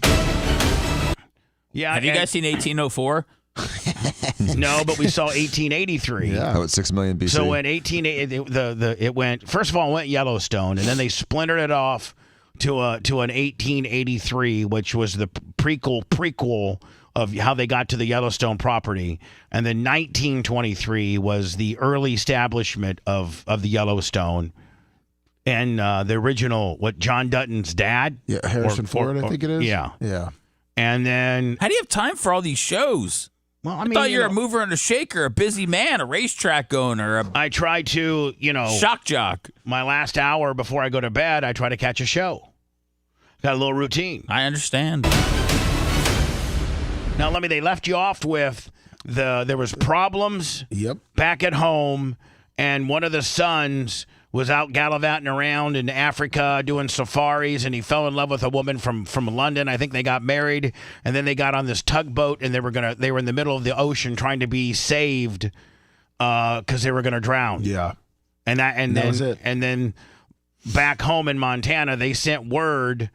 Some type of telegraph for him to get home because was it the Native Americans that were coming or no? It wasn't the Native Americans. It was I don't know who it was. I guess we'll remember when it was the Native Americans. In 1923, was it Native Americans? I know. Really? You guys better brush up on your favorite show. Yeah, we better the Native Americans were castrated by then. Yeah. What's his name? Nothing. Here we go. Spencer. He's a war hero. The Stone Killer. Today, we begin making Montana a playground for the elite. I'll destroy everything they fought from. Well, that's right, Lemmy. They were trying to buy the land. They were going to take the land from a member. Yeah, that's. I'm trying to prevent a war here. It ain't. Yeah, Lemmy, I don't think the people are going to want to watch This show that. sucks. Whoa! I think we need to go right to the Suits gimmick. I think more people want to watch Suits. Is Merkel in it? The new one? No, I think they wrote her I think off. the entire world's kind of mega Markled out. Are they? I don't know. I think she's hot as hell. No, I thought she was doing a lot of good stuff for people out there with the fires. Yeah. Is she? Comforting people. Yeah. Oh, that's sweet. Handing out sandwiches and whatnot. Oh, what a nice person. I know her and Prince Harry's, contract with Netflix and the amount of content and programming they were, contractually supposed to supply for Netflix has not been working out so well. She was going to try to do like a Martha Stewart cooking kind of deal, and I don't know if that's still in the works. Is he going to sell his freckles or something? I don't know. Some other harebrained scheme? I don't have any idea what's going on, but I know that I'm. Why is she so disliked? Because she sucks. Why do you think she sucks? I think she's an evil, horrible person. Why? Because she's half black. Defected from the royal family. I think she hypocrisy. I think she pulled Harry from his family, and I'm having that situation in my life. So Dan, I can co-sign with your dislike. If what's happening to, King Charles and Prince William, if what's happening to the royal family is at the hands of Meghan Markle being a controlling bitch over Harry. She's been an embarrassment to the world. Then I can co-sign with your analogy. The role of Harvey Specter would be like almost trying to create another Tony Soprano.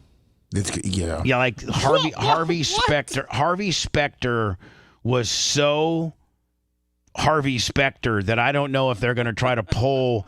And he was the most powerful lawyer in New York. He was ruthless. He was just the best.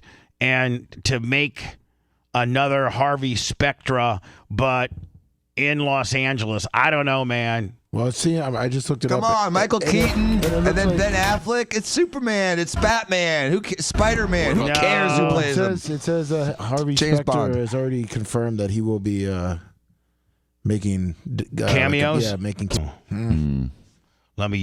Were you a Suits guy? No, Ashley was. Ashley was. Yeah. I was not. Will you be a Suits LA guy by default, or does she just go in her own room and watch it while you take care of Walker? She goes into her own room and watches it while you take care of Walker. Yeah. Hey, Bubba, there's a 10-series show about radio disc jockeys. You gonna watch it?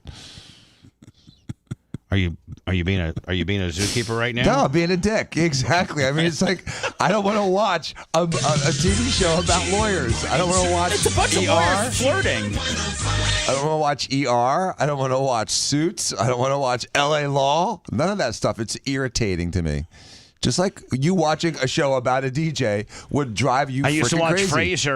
Frasier, and get pretty upset knowing that that's not and really that was radio work. And 1% of the show, him talking. You can understand my point. Did you see the kid got hit in the face with the ball? Poor kid, and I think he was bleeding too. Was he not? We'll get to that next. It was what Celtics. Was it Brooklyn? Who were they playing? Who's Kyrie? Mavericks. Dallas. Mavericks. And was it in? Looks like Boston. In Boston. They're playing Boston.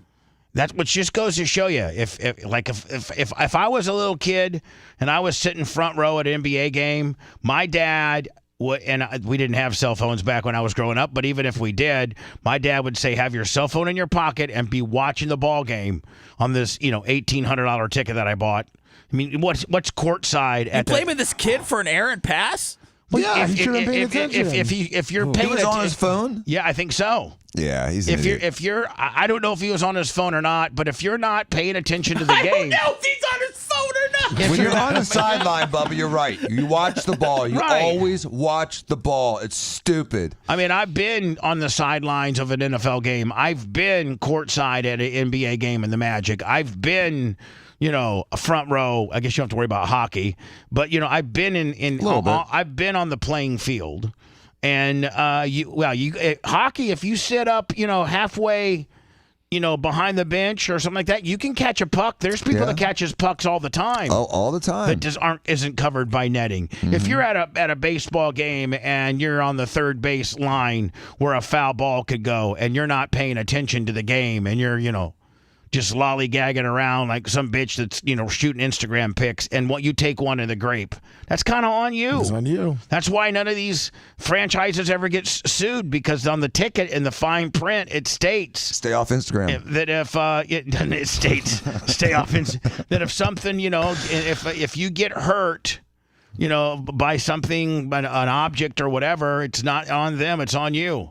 Boy, I've seen some terrible ones at the Lightning games, like broken noses and because those pucks. Yeah, they're sharp. I mean, the pucks are hard. They're hard, but they have sharp little edges on them too. They got little cuts in them, right? So they have sharp little edges. They got traction. Yeah. They got like little pieces of like tread, almost like tread. Yes, they have tread, but as they're being used, they're they getting get little dinks. They get little dinks in them. And do you guys know that the NHL freezes their pucks? Did you know that? To keep them cold? And they have, and Seth will probably knows this, and I'm certainly Rhett does too. There's a freezer where the game, where the announcer and the game officials are. There's a little freezer, and they freeze the pucks because the frozen pucks don't bounce as much as a room temperature puck. So the pucks. Interesting. It's more stable. And Lummy, will you look that up for me? Because I know that I'm right on that. Well, I know you're right on the. They have a freezer.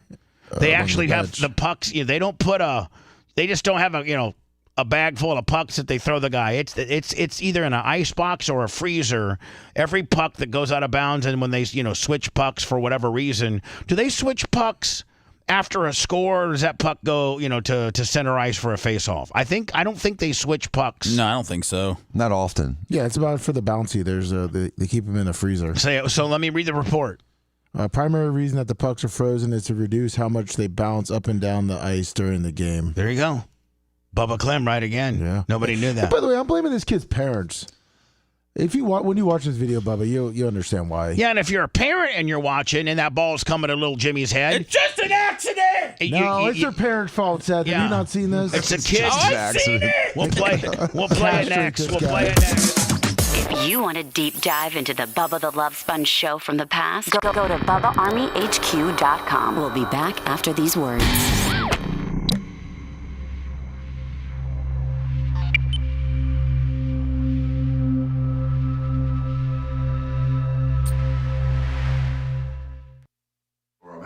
I think about it as well.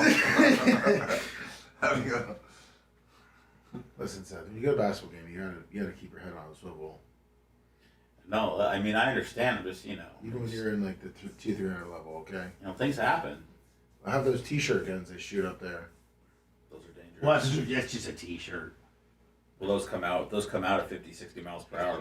And they're wrapped tightly. Yeah. Those things hurt. Since 2001, there have been 125 drives in the NFL's postseason where it was at least the fourth quarter, and there was under a minute to play, and the team on offense trailed by 7 points or fewer at the start. These are your standard clutch moments for a football team, do-or-die drives that win and lose critical games. Out of those 125 drives, only 40% of the time did the team on offense pull off the magic trick to get the points they needed. In other words, a touchdown or a field goal to either win the game or tie the game.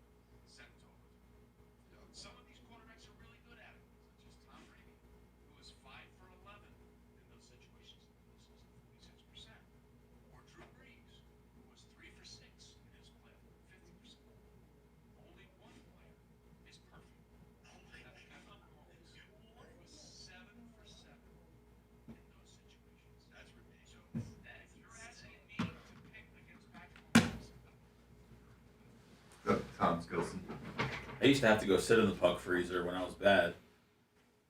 I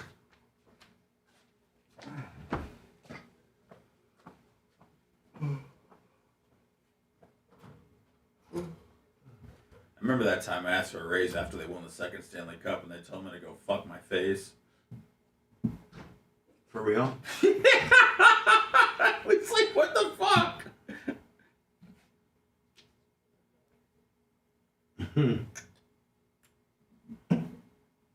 I was like, you guys just won 2 cups, man.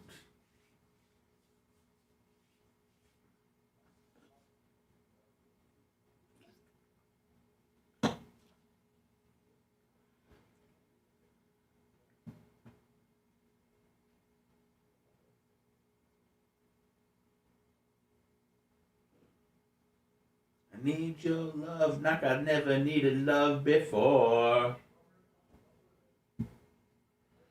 Oh, man.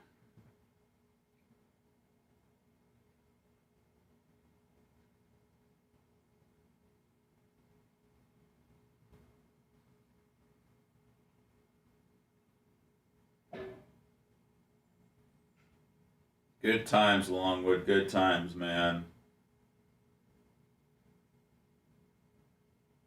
That the first chirp we did with the Stanley, the first chirp when it started during the COVID, when they were in the bubble, that was cool as shit. I didn't think it was like a weekly thing and then the playoffs, but that first year was awesome.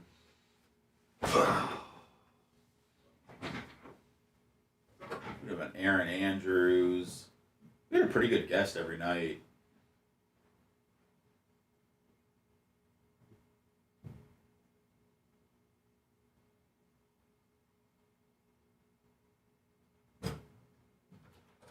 What's up, Lunger? Yeah, I don't know if he's got, I don't know what kind of content he's doing these days. I did text the Chirp crew like a month ago and told them I missed them all. Do they still have that? No, I don't know what they have. None of my friends that work there anymore. That were all full time.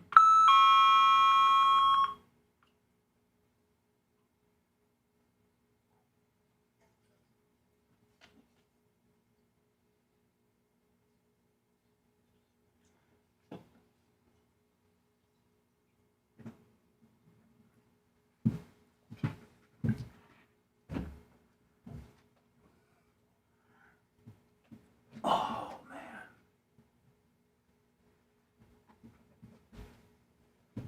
man. That first fucking parade at Raymond James Stadium, baby.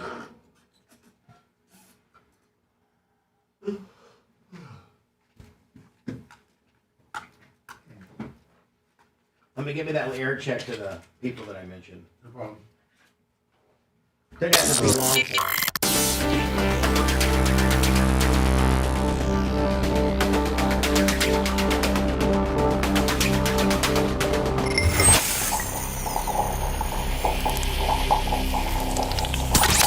Broadcasting live from the Aquabito studios, aquabito.com/Bubba. It's the Bubba the Love Sponge Show. We'll do an after show, an uncensored after show that's a podcast and can be seen visually if you're a member of our YouTube channel at The Bubba Army. Otherwise, go to Bubba Army HQ or anywhere that you get your podcasting, Spotify, iHeart, Apple, Google Play, and download it. It'll be me, Lummy, Seth. And then tomorrow, Clem Cush. I think he also records a pigmentation. Lots of stuff. Conspiracy theory kicker. Conspiracy theory kicker. Have you talked to the guys? No. A little bit about you not carrying the show, but instead just pushing the buttons? No. No, I haven't talked to the guys. Are you gonna? Last time I talked to them, I told them I would just do it. So you're just gonna do it. You're gonna be the host of their show, and because they don't have the ability or have not researched the topic enough to be able to carry the show by themselves. So now you're gonna further exhaust yourself even more and make this the 19th podcast of the week that you do. That's what it sounded like, yeah. How about I just step in and say, hey, fellas, Seth's just here to put it together and push buttons.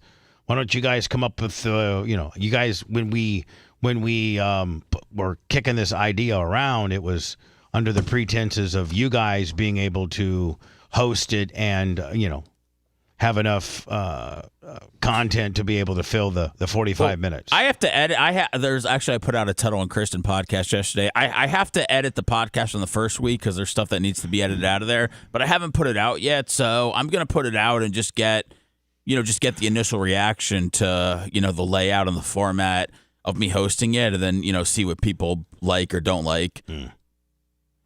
Here's the kid getting smashed in the face with a basketball.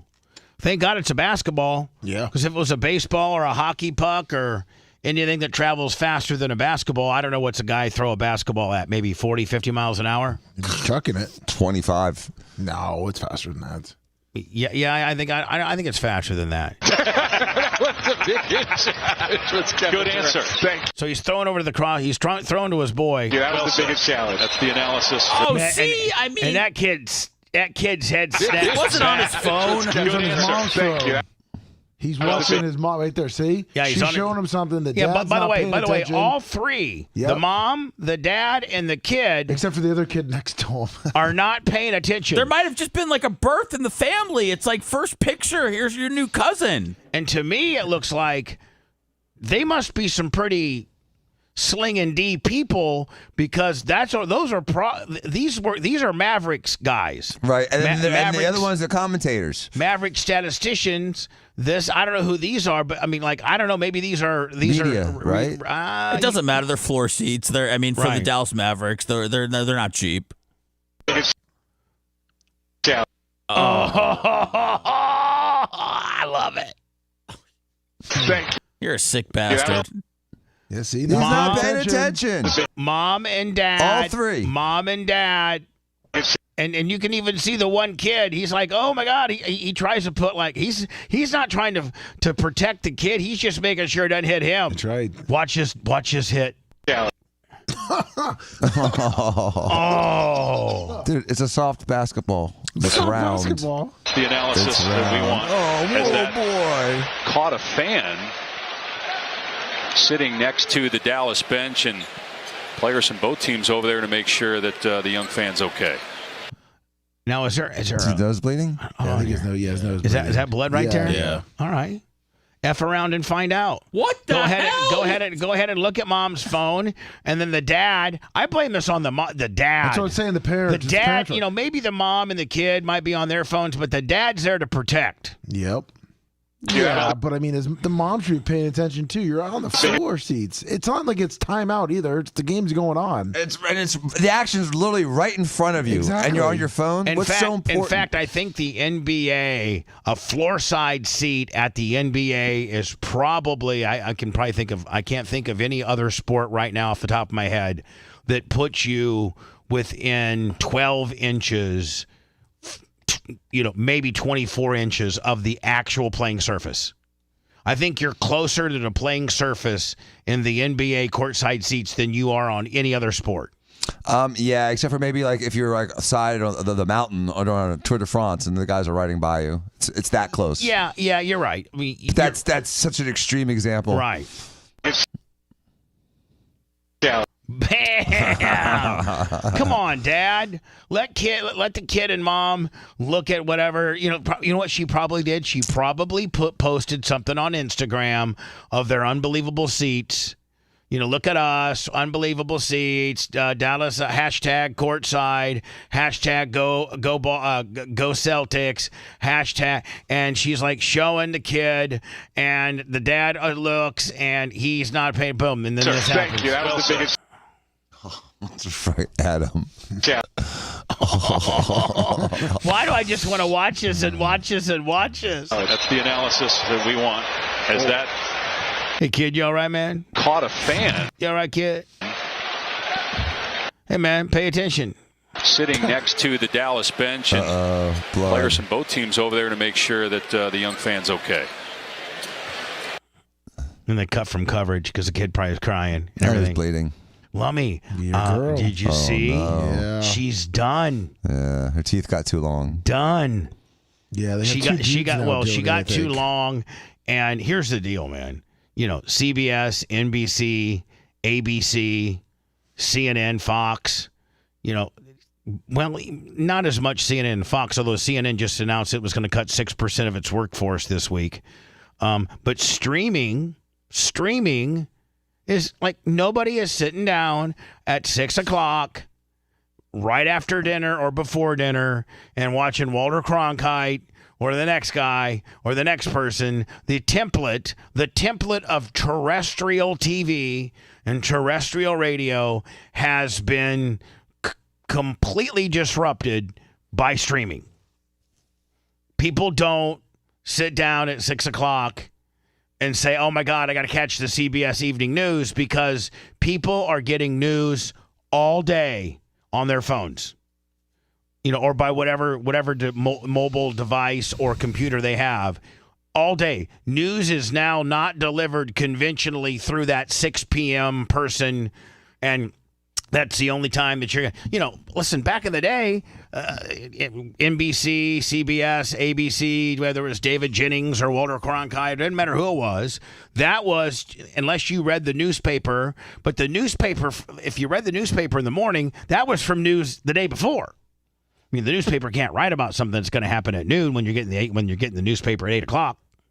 So, you know, older people and certainly not younger people. Let me, if I can think of one thing that's probably less healthy from terrestrial TV and radio, is newsprint. I mean, do any of us read a daily newspaper anymore?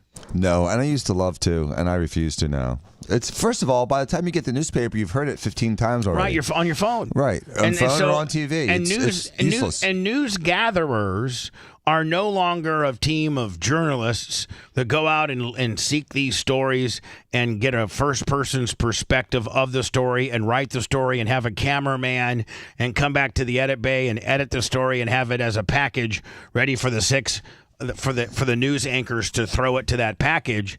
News is now delivered. Everybody that's got a cell phone at any event is giving you real live updates on anything that's sports, news, pop culture, anything that you want to find out that's happening real time. You can find it on the internet via X, Instagram, whatever. And so now news gatherers aren't that conventional girl from Bay News 9, Lummy, that goes out with a cameraman.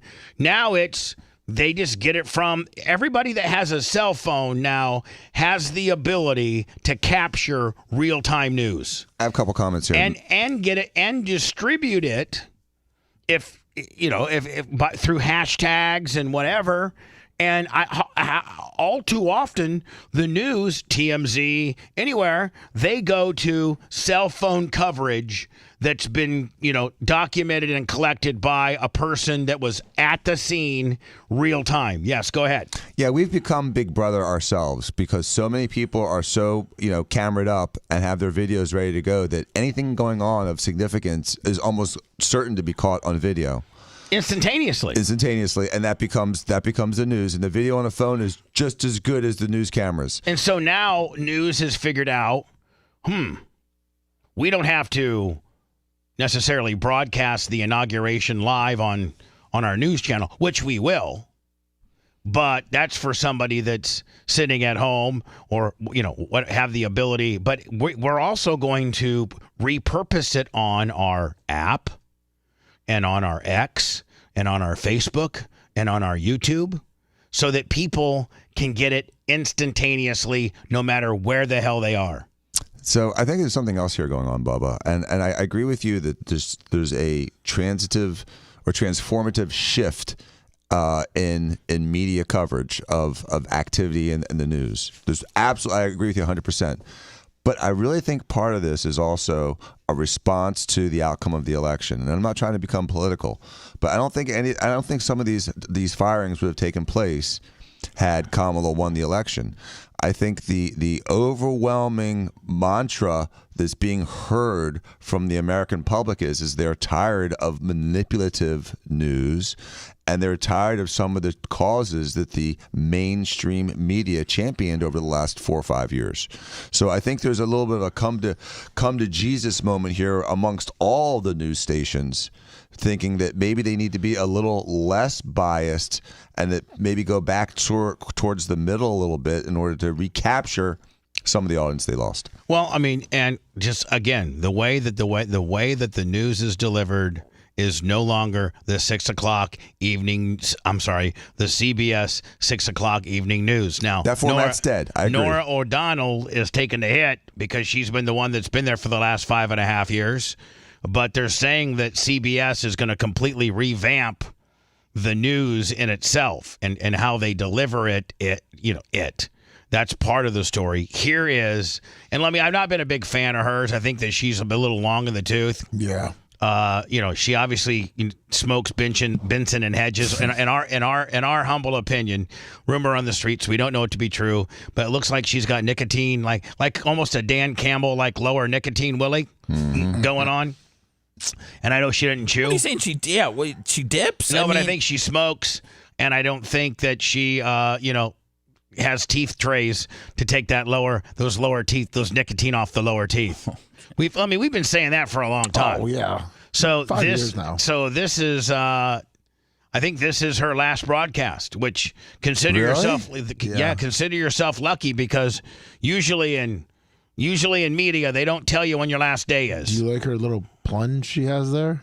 She showed a little skin finally. Maybe the little hint of 47-year-old, 50-year-old cleavage would have worked a little bit better 2.5 years ago. Many of you know this is my final evening news broadcast. It has been an incredible 5.5 years. And I'm told we have a surprise guest. Honestly, I don't know who it is, to help us look back. Greg Gutfeld. Hey, Nora. See, this is exactly why she's done. That's why. People are tired of this. And her, too. Congratulations. You have so much to be proud of. Your work as the anchor and managing editor of the CBS Evening News has not only won awards, but more importantly, has made such a difference and informed. Well, it's not made such a difference that she's able to keep it. No, Oprah. exactly. She's getting fired. Our nation. When I get fired, can you line up Oprah for a last-minute deal? It is impossible. Okay. No, I don't want Oprah. She had recorded her message for you, Bubba. Yeah. To highlight 5 She'd be like, good riddance there, fat white boy. years of masterful And she could, you know what? And she could say that and it wouldn't be a problem. No. I know. Storytelling. But let's give it a shot.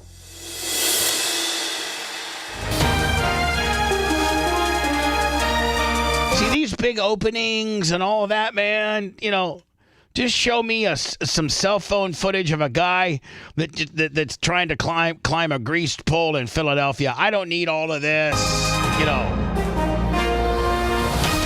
This is the CBS Evening News with Nora O'Donnell. Good evening. It's good to be with you. The CBS Evening News with Nora O'Donnell. See, now, Lummy, you can tell, man, her bottoms were better back then. That's right. She wasn't stressed out. It started as a whirlwind. I'm Nora O'Donnell at the Kennedy Space Center in Florida. Making an incredible impact on your first week. I'm Nora O'Donnell here on the southern border in Texas. Have you ever let cameras inside here before, like this? No. You traveled the whole way with your son? Y viajó con su hijo todo ese sola. Sí, sola. And Nora. Now you're in a cage, and it ain't cool, and it looks like the only thing they're giving you is some water. Wouldn't you want to get out of this cage and go back to where you came from? Just asking for a friend. See? You didn't stop making an impact then. Your interviews and investigations have led to change. Tonight, the U.S. Army is responding to our exclusive CBS News investigation into sexual assault in the military and acknowledging they must do better. How many of you think there needs to be something massive that happens, like a Me Too movement? Was this like a social distancing COVID gimmick? Yeah. 6 feet. That real worked, didn't it? And for the military. Really well. We're here in Buffalo, New York. We are live tonight from here in Maui. Hurricane Dorian is here in Florida. Every major breaking news story. Nora, you were there, and I was watching. This is just unlike anything I've ever seen before. It's like an ashen moonscape. We're here with the U.S. Coast Guard. Traveling the country. Oh, wow, the stadium's right there. And the world. We're on a Navy MH-60 helicopter right over the Red Sea. We're broadcasting Man, she got to do some cool stuff. Sure did. Kidding. live aboard the USS Nimitz. And while we can't give you our exact location, we can tell you we are in the western Pacific Ocean. All right, there's max afterburner, 100 miles an hour. Oh my gosh. You've committed to honoring America's heroes and telling their stories. How were you going to take down Flight 93? We were going to have to hit the airplane and just... okay, great. Good seeing you, Nora. I guess she got teary-eyed and was towards the end? Yeah. I'll get to that momentarily. Hello. Hey, Bubba, Dave, West Palm. One of the reasons why TV is kind of that news whole thing is going down the tubes is, first of all, news happens so quickly. I mean, you take a look at yesterday, for example, with the Colombian president saying no, the prisoners we're not gonna let the prisoners in there in the country, and within half an hour that changed because the president caved. And because I was looking online. And even online, they were behind in the story. I know, but online is usually where you can get the biggest up. Via X, Twitter, you can usually get the biggest or the most up to date information online, and the amount of infrastructure it takes to break in during programming and do a special update on the big terrestrial television stations is so antiquated, and so they're at that point they're an hour behind. Just getting a hold of the news director, getting the okay to break in for a special news announcement. Just when you can just go to your phone and get it. I agree. So, all right, my man, appreciate you. All right, later. Bye. So we were told that Nora kind of gets a little teary-eyed here. Yeah. I've never cried on my last show because I never knew when my last show was. Wow, Oprah, thank you. This has been the honor of a lifetime to anchor this legacy broadcast. The CBS Evening News is, for good reason, the longest running evening newscast in America. And it is powered by the finest journalists around the world, the correspondents, producers, researchers, and crews who work tirelessly. Now all those people are being replaced by TikTok creators and X creators. All the real fancy people that show up to work at One Rockefeller Center on NBC, and I don't know where CBS is in New York, and all that, all the commuting it takes to get there, and all the money you got to pay these people are all now just being stamped out by some dude that's boots on the ground on his Instagram or TikTok or X page, giving you the real news as it's happening. To bring you the news every night, and that won't change because journalism matters. I know that because I've heard it from so many of you, our viewers. So from the bottom of my heart, thank you for trusting us. And wasn't she making I think she just took a pay cut from 15 to 5. Yeah, I think she was down to 5. I do like the little hint of cleavage, though. Yeah. I mean, she should have done that, 5 years ago. Welcoming hard news with heart into your homes. She was making $3.8 million. 3.8 million? Yeah. What was her deal before that? I think it was 15. I will miss you too, but I will see you on CBS News programs, including mornings, 60 Minutes, Sunday morning, and in prime time. So, they're just going to dabble her around till her deal's up. Let her do some special here's and some special there's just to keep her busy. And then, the day, she's done when her contract's done. So for the final time, that's tonight's CBS Evening News. I owe it all to everybody I work with. Honestly, love you. Good night. Hold on. All those people can be replaced with one dude live on Instagram. Yep. For real. It's true. All these people can be replaced with one content creator. Well, now the new CBS Evening News will be 2 dudes. Oh. 2 anchors. 2 guys. Probably 2 black guys. Nope. 1 black guy, 1 white guy. Yeah, okay. At least they're keeping it fair. At least they're keeping it fair. I'm in here fighting for the white guy. You know, I'm just saying. Every TV commercial you watch, everything is skewed towards not white guys. Mm-hmm. Everything. Doesn't matter what they're selling. What do you mean? Like there's sunblock. They got black people selling sunblock. I'm just saying. No, I'm not saying black people, and I'm just saying non-white people. You mean that are in the commercials, or that they're selling? Oh no, they're everything they're selling is geared towards the average white guy, because he's the guy that's out working with a job and busting his ass and trying to do good. But the actors that they use in commercials and all this is very rarely just a standard white guy.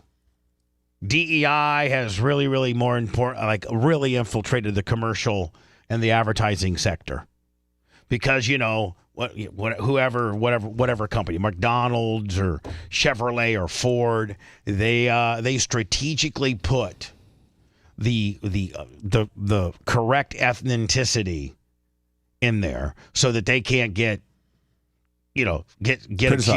accused of having too many white people in your commercial. Just saying, just something I've noticed. It's a game that I play myself. Oh, is it? How many white people are in this commercial?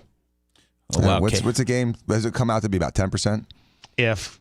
Really? Yeah. They really like women, and they really like African Americans. I'm just saying. Is that bad or? Yeah, it's bad for the, if you were to statistically do what our country was made. I think all advertising should be statistically the same, as because you're trying to advertise to the American public, and I think statistically we are 15% African American? America? Yeah, it's between 10 and 15%. Yeah, so advertising should be accordingly. Mm-hmm. On whatever unless you're, so there's some stuff that you're selling that would be more towards white people and more towards black people and more towards Hispanic people. Certain stuff, like Taco Bell, they should probably have more Mexicans in there, right? Yeah. I'm thinking. Yeah. I hope that. I'm tired of the DEI. The DEI has practically destroyed us. The FBI had to show. They finally, and the FBI had a whole DEI division. Now we're talking about one of the intelligence, one of our intelligence departments of our country that is very, very important in keeping us safe from, the bad guys, so to speak.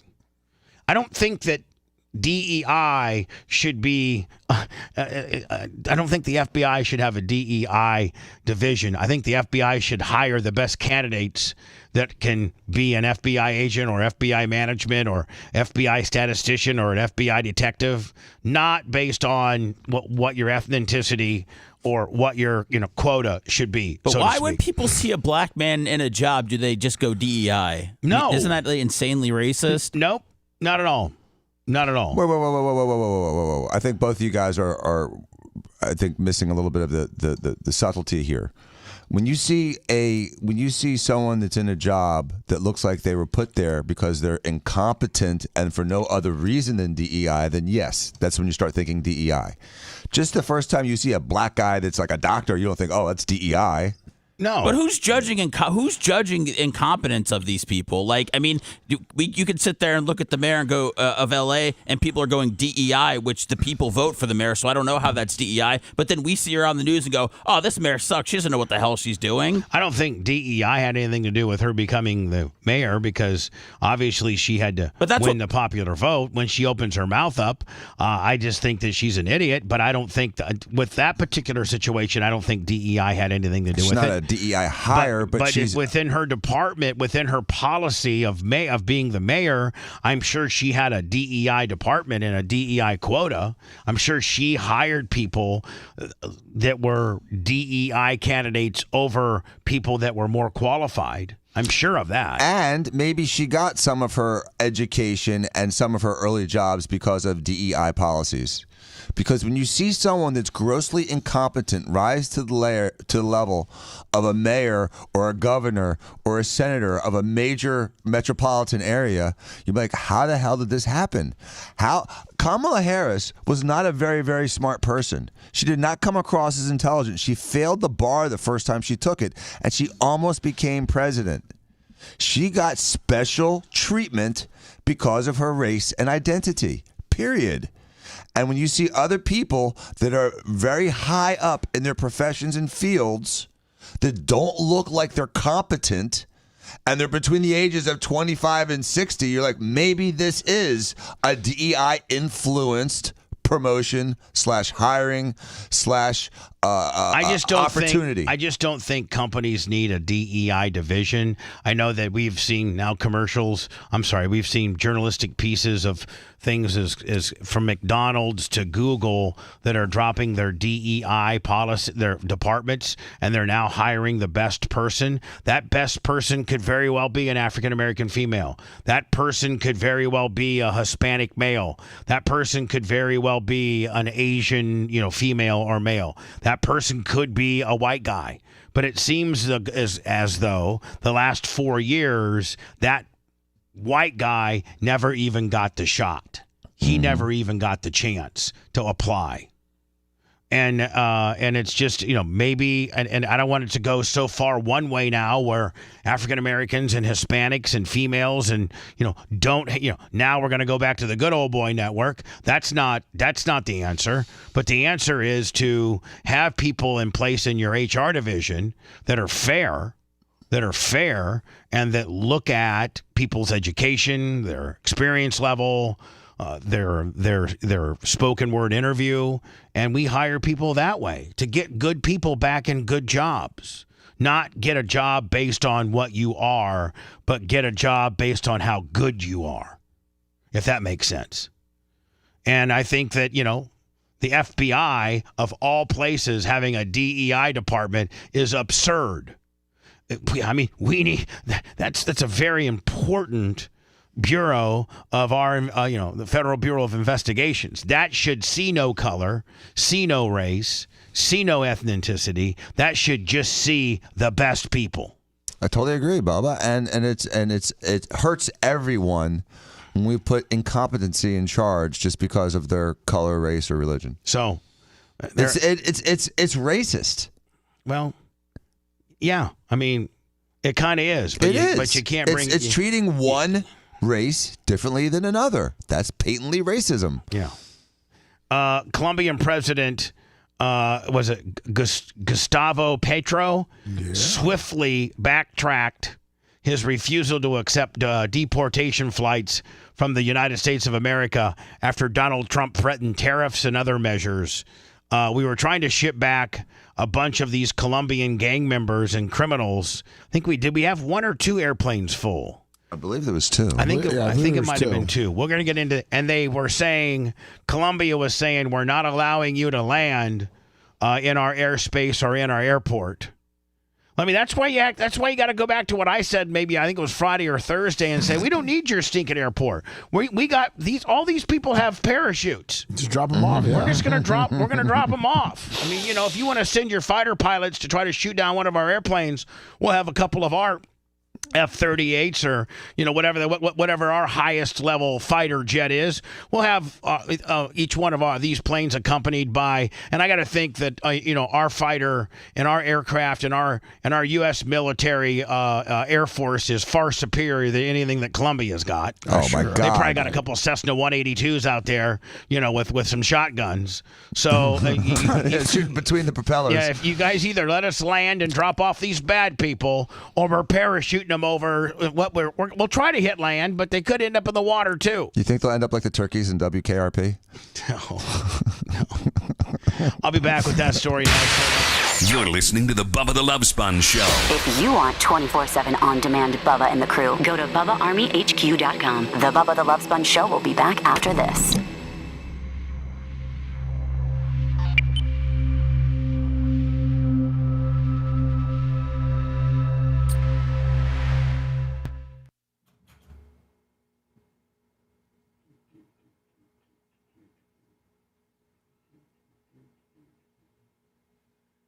Venmo, PayPal, Cash App,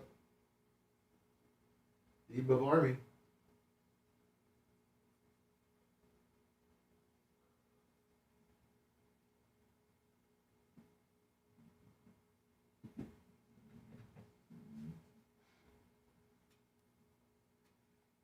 That's right.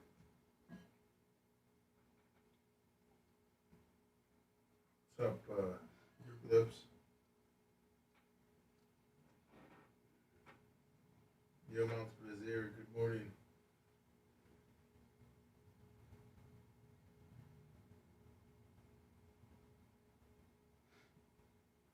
Never heard of that one there, Panda Pig.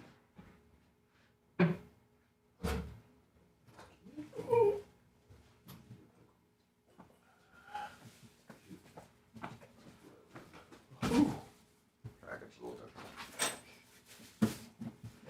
You are the wind beneath my wings. Change it up now. It's like a biohazard bag. Tons of needles. Cheap Charlie 215, $20. Go Birds. Thank you, Cheap Charlie.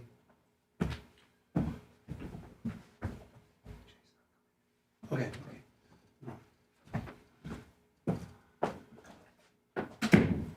I got to meet with him and you guys this week to formulate a game plan. Okay.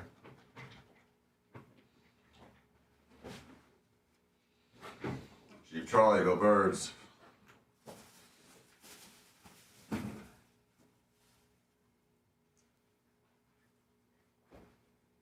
Dark match morning.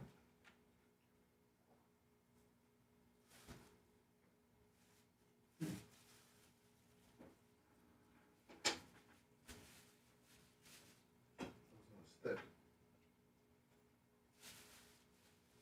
Stick. Not a stick. Not a stick.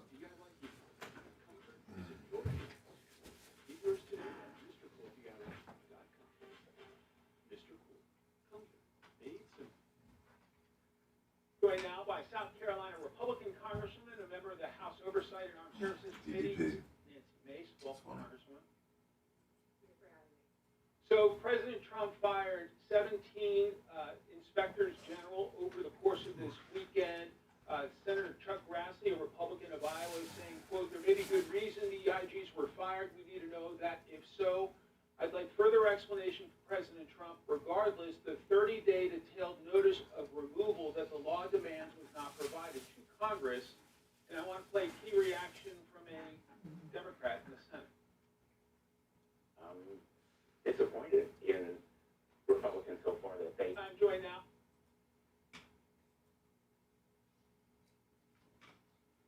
Where's Liz?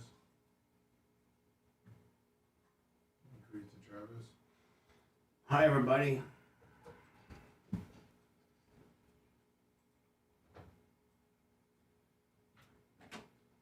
Is that TV in the gym going to go back for the podcasting? Going to be one of the podcasting TVs? Yeah. It's gonna be on. It's gonna be with that stand, and we could do two if we needed. You know, Yeah, no, it's a good size. because we have two of them. Yeah, no, two would be good. You know, so.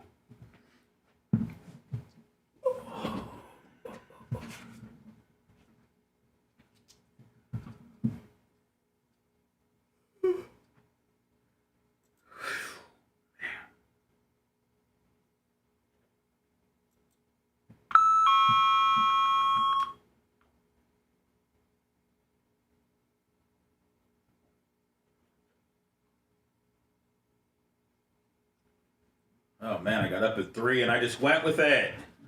I didn't sleep very well last night either. It didn't get as cold on me as it said it was going to get. No, it did not. Last night, you mean? Yeah. I think I'm back onto the air. Turn the air back on? Yeah, you're probably going to have to for the next couple weeks. Let me see here where we are with Tampa. Want to go to bed? Let's see here. Yeah, it's back to, well, it's getting down to 54. Usually that's my threshold.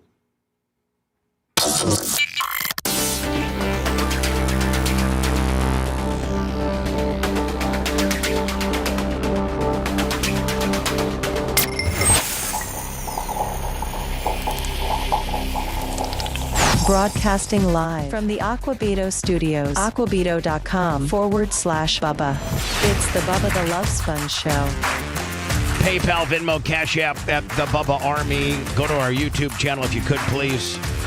At least follow and get notifications when we put new stuff up. Now, admittedly, I've been fairly honest with everybody, letting you know that I'm kind of very, very, very busy from now to the middle of February. But after like the 16th, then my life starts getting back to normal where I can, participate and do some. I want to get back to doing food reviews and, just doing some more, off the air type, stuff. I know that have you been continuing the goat report? Yes, I have. Okay. How are the goats doing? They're doing great. They survived the winter, the cold. So would you say maybe one of the first things we could potentially do, maybe the first or second week of March, as things really start to get that's the winter's pretty much over by middle of February. Yes. And we start spring break, March 1st ish. We need to do because those guys, we haven't thinned out their coats and shaved them for maybe 3 or 4 years. So they probably got a lot of. They probably need a good grooming, and you and I, they'll do. You got to hold them, and I'm the barber. Correct. Yeah, that'd be good. Do you sell goat fur? Is there any value to it? I don't know. Like sheep fur? I mean, is there any value to goat fur? You mean like wool? Yeah, I mean it's not wool, but it's hair, and it's. I mean, can you make like wigs for people that have cancer? Nobody wants to have a goat wig. Oh my god, Phoebe, where'd you get that new wig? Oh, Seth brought the goat shavings home, and I sent it to a wig place, and I got a full blown white mohawk Willie going on here. Cashmere comes from goat, maybe. Yeah, but here's the deal, man. It's see, hair on your domesticated animal is way different than livestock hair. Livestock hair is real bristly and not real soft at all. Like, when you pet those goats, the pelts are not soft. It's industrial. Yeah, and they're wiry. They're like 3-4 inches long. Yeah, it's wiry. Yeah. So one of the first things we can do when I get back from this, the 50, I think it's the 54th annual Winter Nationals, then we'll do the goat trimming. Perfect. My buddy Gooch asked me a question, and I don't really know the answer to it, and maybe Seth, who's technologically pretty advanced with regards to streaming and podcasting and things like that, or Red or Macho Man, or maybe Dan, I don't know. He asked an interesting question, Gooch did, and he goes, if the obviously terrestrial TV and radio has been replaced by first it was satellite.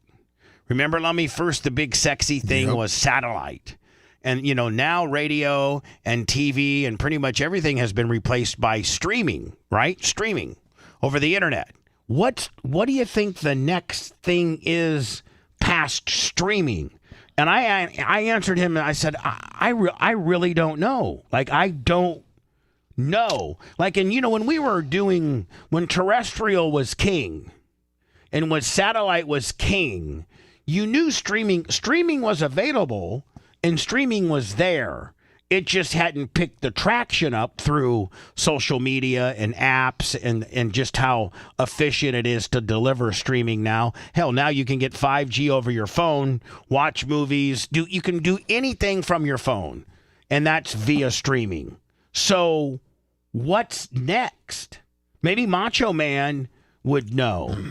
Macho, what's next? Or is streaming... I can't think of anything that could replace streaming. Well, it's everything. I mean, it's video, audio at all time access. It's I know, but that's streaming. That's what I'm saying. There's nothing. What else can you get beyond that? It was terrestrial TV, radio. Then that got kind of replaced by satellite, and they would throw a satellite up there, and you could get content via satellite. Then now we're in the midst of the streaming era. But, what's the next step? I don't know. Would it be something AI? something. Yeah, I was gonna say AI is gonna strap us in like Matrix, and we're all done. That's the next thing. So I think they'll be. I think you'll be able to like type in what you're into, and I think that they'll have something where it customizes the show just for you. I don't know. I think everything's going to be continued to stream, but I think as far as customized, so you're saying customized streaming is the delivery mechanism, but within streaming, it will continue to refine itself. Yeah, I think the content will. The content's where it's at right now, but I think eventually it's going to shift into. Well, porn sites are already offering that too. Oh, are they? Yeah. Oh, wow. What is? Porn sites, you can customize what you want to do with whoever. So that means somebody could type in Bubba the Love Sponge talking about dirt tracks, and then it, uses. I don't know. It's augmented reality, Bubba. Here's the next thing. It's augmented reality. Here's what I think. I think streaming will continue to be the delivery mechanism that gets it to you, but what we get to you, what the digital creators or what the movie makers or the news gatherers or whatever, any content that you're streaming, I think will be heavily more and more influenced by AI to the point where it could maybe replace humans in doing content. Yes, it's augmented reality. So what it's going to be is it's going to be streaming, but it's also going to be a lot of other information so that when we're out there and we're looking, we're going to be fed information like the Terminator. Remember when he'd look around, he'd have all this extraneous information letting him know what's going on. So we're going to wear some Google-like glasses? And it's going to be a contact or something like that. It's going to be better than the glasses. It's not going to be goofy. Just like I said before, do you think computers it happens are better when they're Do invisible. you think it happens in our lifetime? Absolutely. So that where you put a contact in or contacts in, and as you're looking, or just regular glasses. Or if I look at Seth Kushner, it would pop up Seth Kushner, 41 years old, radio veteran of blah blah blah, or is that it? Yeah, I think that's what's going to be it. It'll be like Predator and Terminator, where we're going to have information about what's in front of us fed to us on the side. Oh, but again, that helps us. It helps you. What type of antenna are they going to put in contact lenses? I mean, how are they going to get that information to you in a contact lens? We're all antennas now because we've all had the COVID shot. That little. So you think they put an antenna in us? I don't know about that, but it's so easy to make people are antennas. People emit electromagnetic radiation, so we can move things around. Now, you being a doctor, do you believe in? Have you ever seen what they call the spontaneous combustion, where people are literally Seth's walking down the road from his favorite coffee shop, and he just spontaneously burns down to the ground like the Wild Witch of the West? I've heard of it. I've read reports about it. I don't know how it happens and why it happens. Is it real? Has it happened? Arguably, yes. Theoretically, yes. There's been episodes of it. And, if you think about your body as a system of chemicals that could go awry, but, we have something called homeostasis where everything's nice and in balance. Donald Trump wrote on his Truth Social, I was just informed that the two reparation? What is that word? Reparation flights? Repatriation flights. That's a whole new word. Repatriation? That means going back to your old country. I understand that, but it's a word that I've never used. Repatriation. I like that. I was just informed that our two everything's got to. You notice how everything's got to. Instead of saying I was just informed that the stinky ass illegal Colombian criminals that we're sending back. No, it's got a repatriation. That the two repatriation flights from the United States with large numbers of illegal criminals were not allowed to land in Colombia. The order was given by the Colombian socialist president Gustavo Petro, who is already very unpopular. Trump, he just can't say this is the dude that made the decision. He has to put his little Trump dig in there. Who's already very unpopular amongst his own people. Petro's denial of these flights has jeopardized the national security and public safety of the United States, so I have directed my administration to immediately take the following and urgent and decisive regulatory measures. Now, what's this guy's name? Petro Gustavo Petro, when he heard that this was coming down, he immediately, wasn't it, Lummy, like within the hour, changed his mind and allowed the planes to land? Yeah, it was like 1 or 2 hours. Here's what Trump was going to do. An emergency 25% tariff on all goods coming into the United States. In 1 week, the 25% tariffs will be raised to 25% tariffs will then, after 1 week, be raised to 50. A travel ban and immediately visa revocations on the Colombian government officials and all allies and supporters. So is he saying people that work for the Colombian government that are here in America on a visa, we're going to round you up? Yeah, your visa's no good here anymore. And all allies and supporters. Visa sanctions on all party members, family members, and supporters of the Colombian government.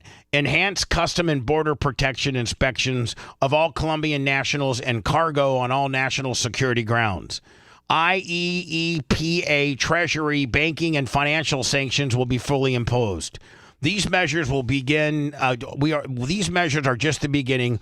We will not allow the Colombian government to violate its legal obligations with regard to the acceptance and return to criminals that they force to the United States. The president quickly said of Colombia said, "Go ahead and land those planes. We're ready to take the bad guys off your hands." It's like the first fight in prison. He had to show them what we're going to do. And so hopefully other countries won't try to deny flights. Why did he come out and put a message on Twitter? I mean, I think he folded a little too fast. Why not just have the conversation with Trump, and have him go, well, this is what's going to happen if you don't, accept your people. I don't know why he went public with it. I don't know what the kind of support that he thought he would get. That's a good point. Was he trying to make himself look good, I guess, quickly? Who, the Colombian president? Guy, yeah. I mean, and Trump just came out with the hammer. And maybe that will show, the Honduran and some of the other Guatemalan, right. Haiti. He's in talk with I saw this. He's in talk with one country to start taking on all of these people that he wants to deport. I forget I was reading this article and Trump did something Joined now by South Carolina Republican Congresswoman, a member of the House Oversight and Armed Services Committees. He revoked 15 or 20. I forget what they're called. They're not diplomats. They're Mace, welcome, Congresswoman. Thank you for having me. And they're flipped out about President Trump fired 17 inspectors general. So what's an inspector general? Is that somebody from the CIA? No, they're within the departments, and they help sort of regulate efficiency and honesty within the departments. Over the course of this weekend, Senator Chuck Grassley, a Republican of Iowa, is saying, quote, there may be good reason the IGs were fired. We need to know that. If so, I'd like further explanation from President Trump. Regardless, the 30-day detailed notice of removal that the law demands was not provided to Congress. And I want to play key reaction from a Democrat in the Senate. Disappointed in Republicans so far that they haven't spoken out. Many of these inspectors general have been very critical of Democratic administrations. They are bipartisan, independent, and we need to preserve that support for them. I challenge my Republican colleagues and the president to reverse this decision. So inspector generals, Dan, are they within every department to try to keep kind of a watchdog type eye to make sure there's no corruption or there's no bias or there's not anybody talking to Russia or anything like that? And they audit the departments. And, yeah. Are they kind of like internal investigations with the police department, kind of? Yeah, sort of. What's your take on it, Congresswoman? And Trump fired 17 of them? Yeah, all the major ones. All right. God bless Donald Trump for shaking up and disrupting the Washington establishment machine. I mean, these are individuals, the IGs, the inspectors general, are supposed to be nonpartisan. They're supposed to be rooting out corruption. And what I found in my first 4 years in office in Congress is they do more cover up than they do anything else. I've had folks from these agencies and the IGs show up without documentation that the Oversight Committee, for example, has asked for. Or when they show up, they don't have the answers. That's not rooting out corruption. That's covering it up. And thank God Donald Trump sees it for what it is. and is going to root it out and get new people in place that support his agenda and really, more importantly, support the American people, because that's... Well, but I mean, I don't think that he should put people there that necessarily support his agenda. I think he needs to put people in there that are fair. Yeah.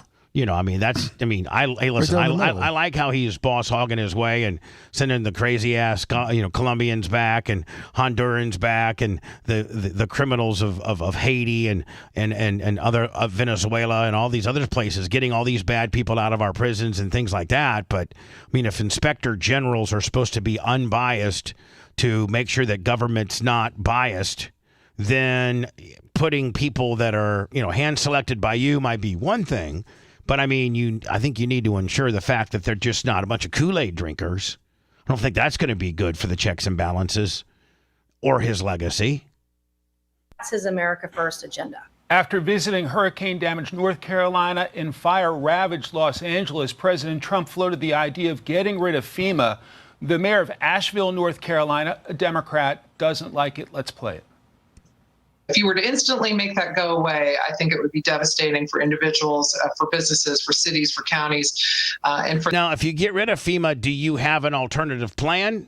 His alternative plan is to let the states do it with some financial support from the federal government, which is probably going to cost half as much and do twice as much. For the state of North Carolina, you would have to be very thoughtful in terms of how you...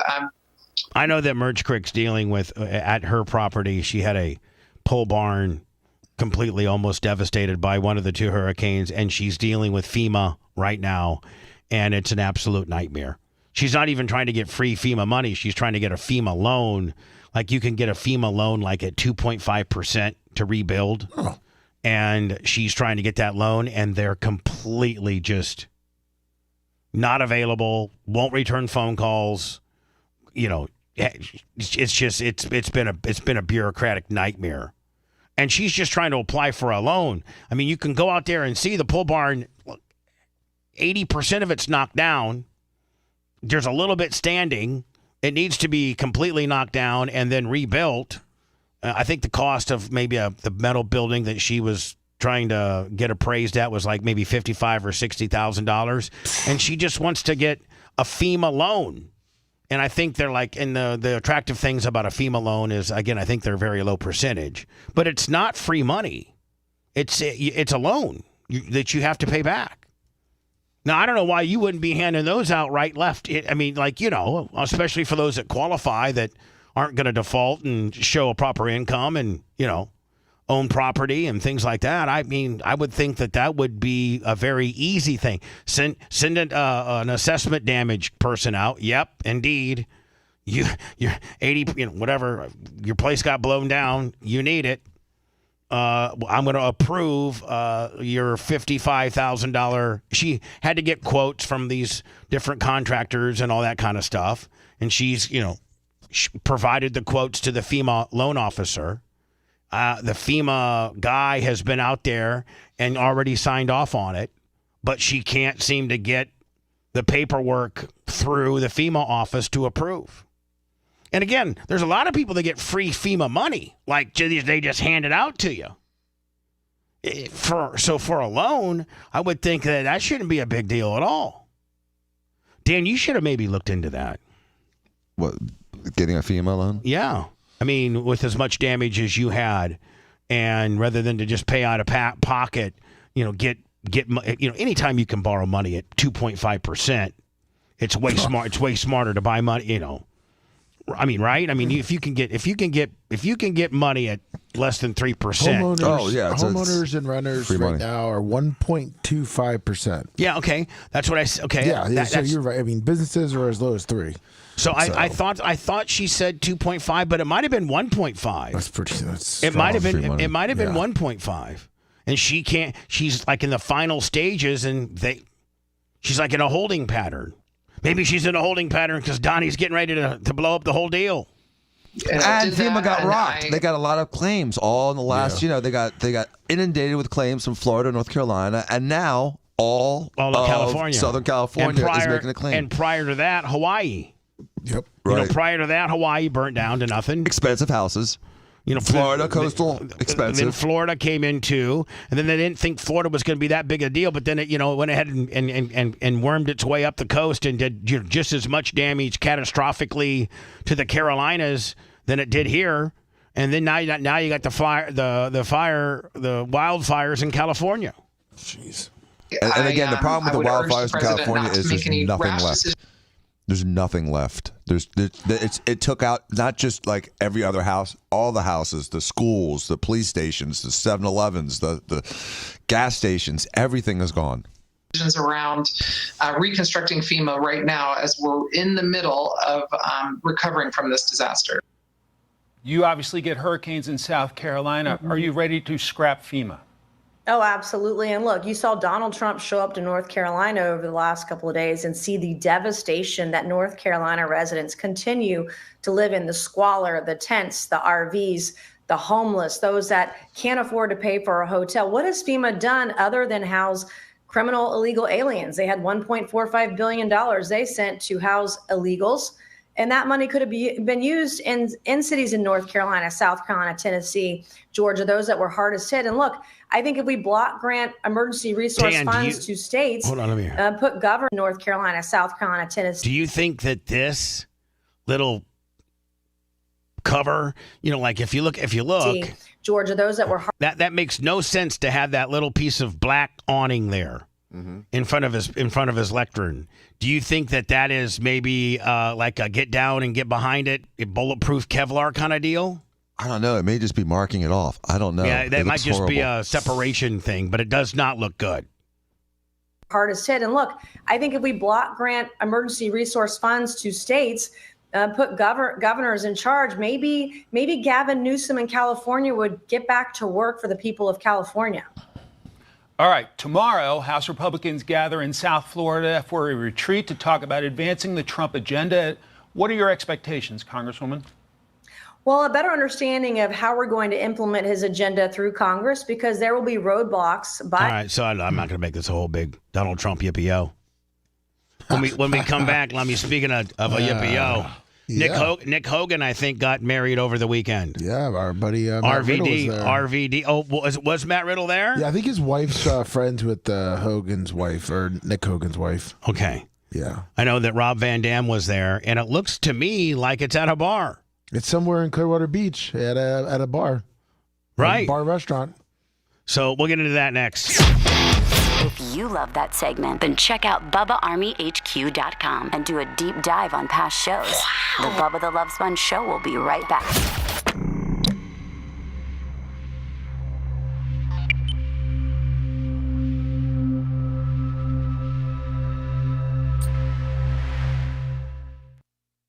No J today.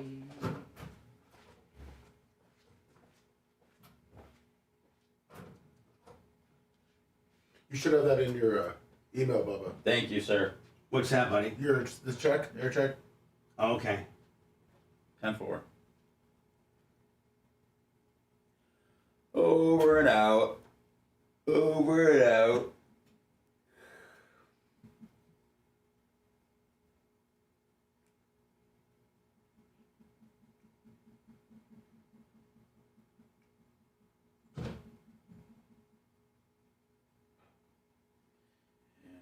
Fly higher than an eagle.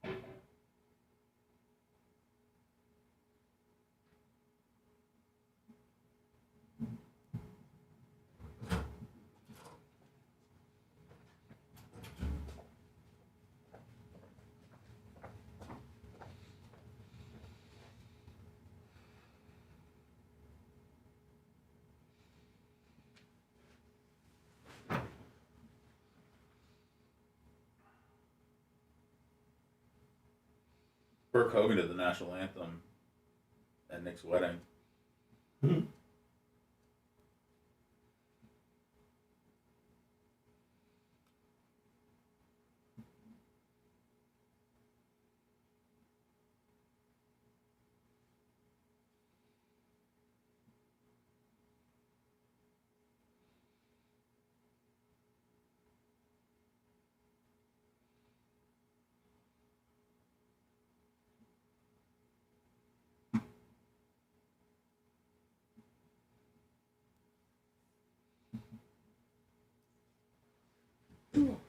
Dan, you go to Gasparilla at all? No, I avoided most of it.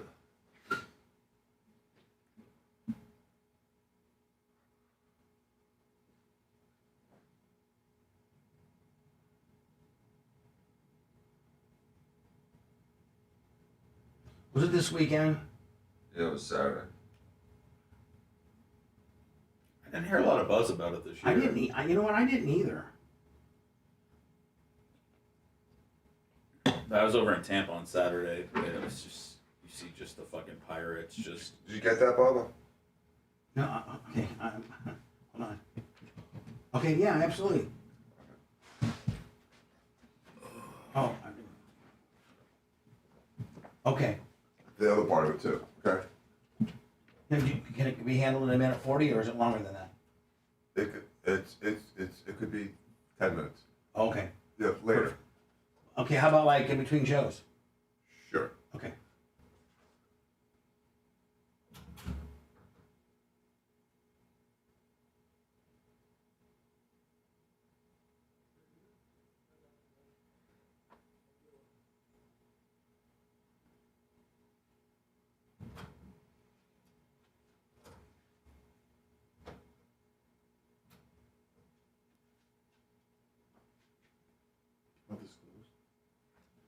What's that? I didn't know if that one of that closed or not. Oh. Security reasons.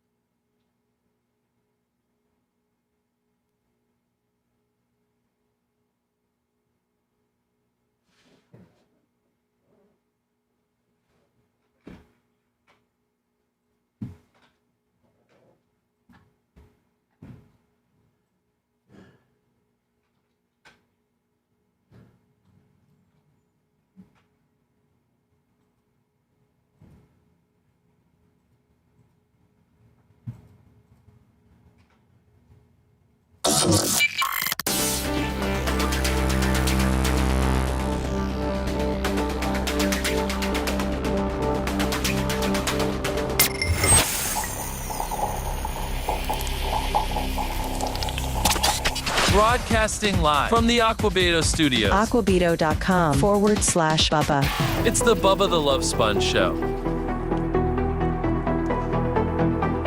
A podcast with the it's the standard Monday deal, the uncensored. I think that does pretty well for us. You can watch it live if you like, if you are a member of our YouTube channel and our YouTube, Facebook, Rumble, X, Twitch, pretty much everything we got, Lummy. Instagram, all at The Bubba Army. PayPal, Venmo, Cash App, again, at The Bubba Army. Hulk Hogan and RVD enjoy beers at Nick Hogan's wedding while WWE Saturday Night's main event rolls on.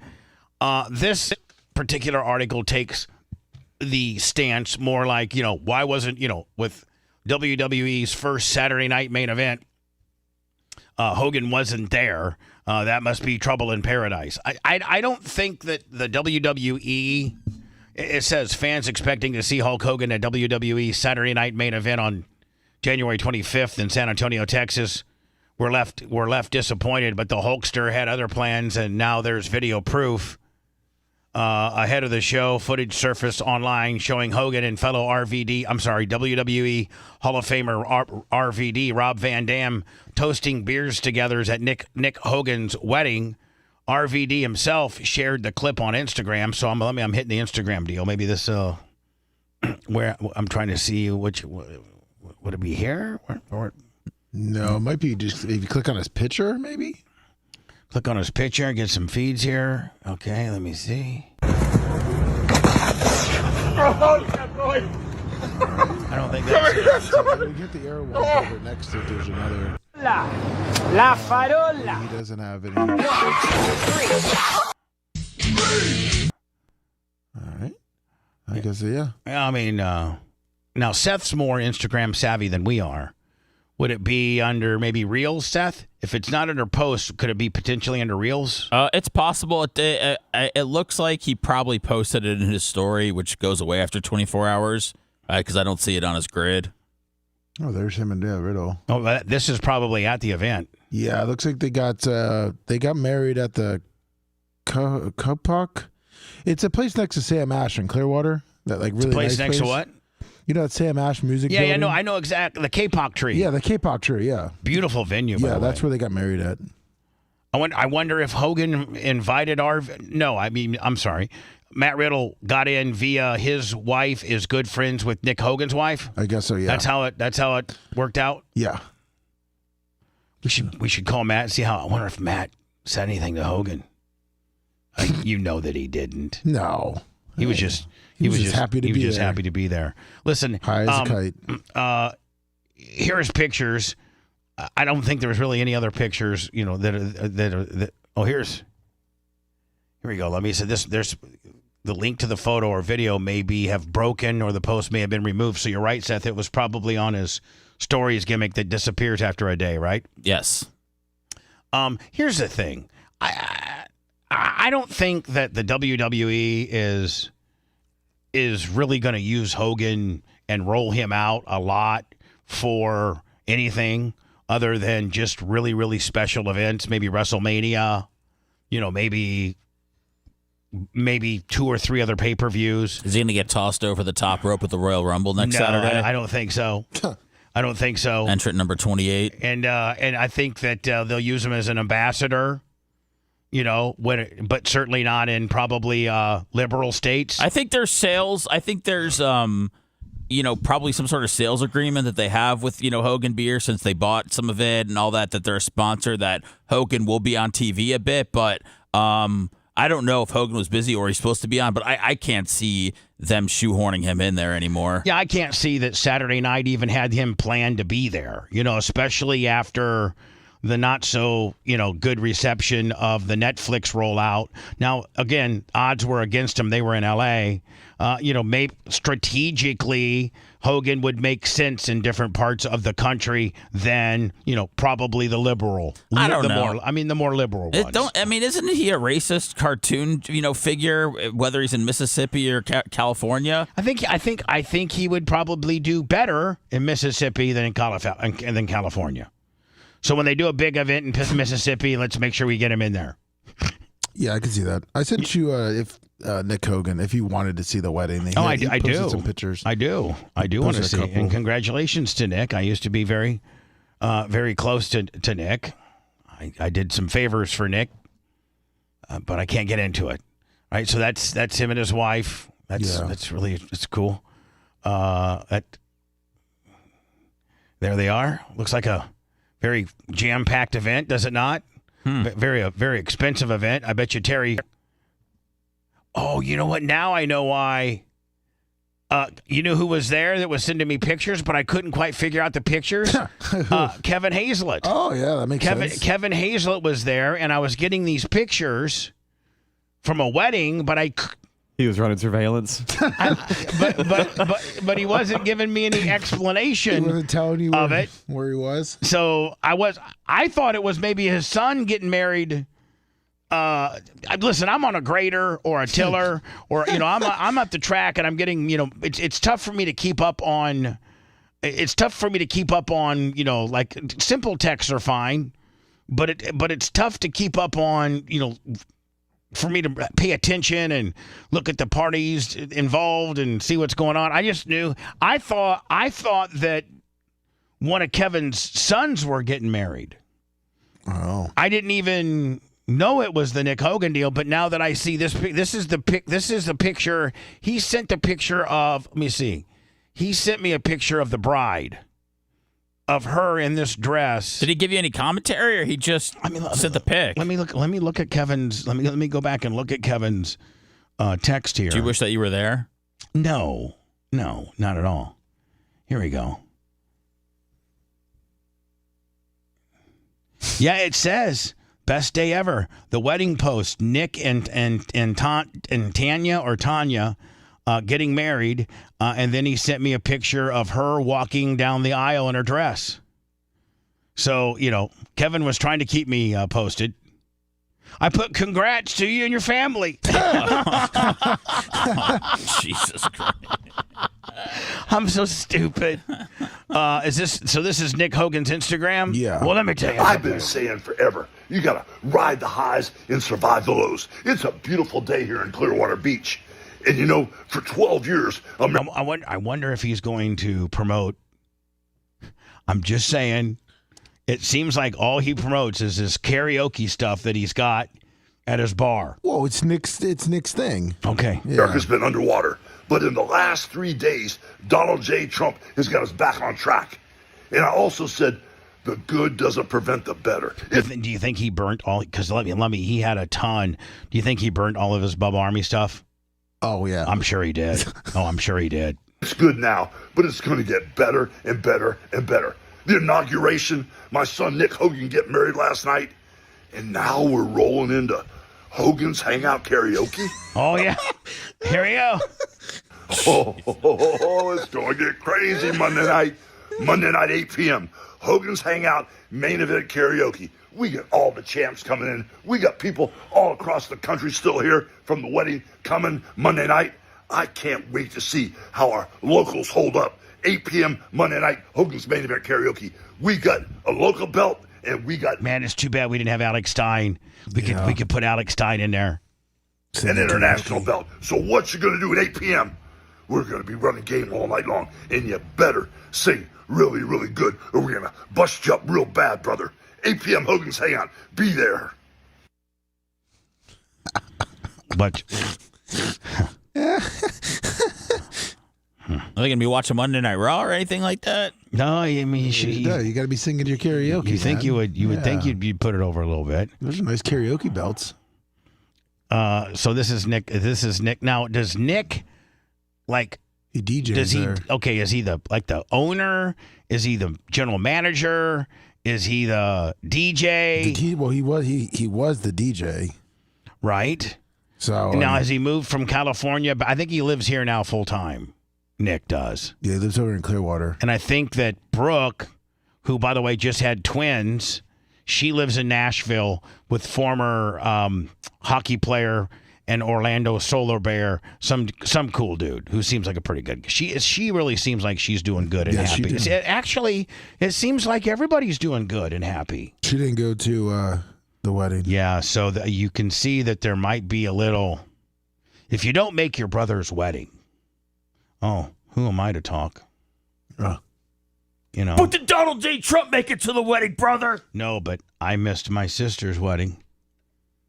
But at least Mike Tyson was there. If you want 24/7 on-demand Bubba and the crew, go to BubbaArmyHQ.com. Right now. The Bubba the Love Sponge show will be back after this.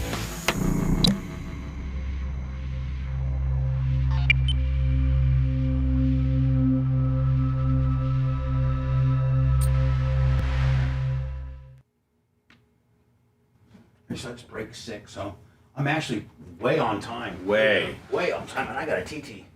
Way on time. Way on time. Way on time.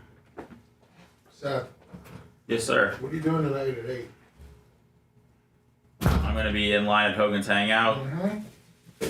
Waiting to sing God Smacks, I Stand Alone. Oh, I was going to say, you want to sing a duet? What do you got in mind? Maybe a little Hall & Oates? I only do boy-girl duets.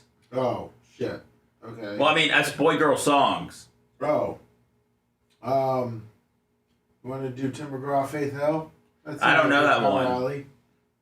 Do you know Easy Lover by Phil Collins and Philip Bailey? She's now those are two men. She's an easy lover. She'll take your heart, but you won't feel it.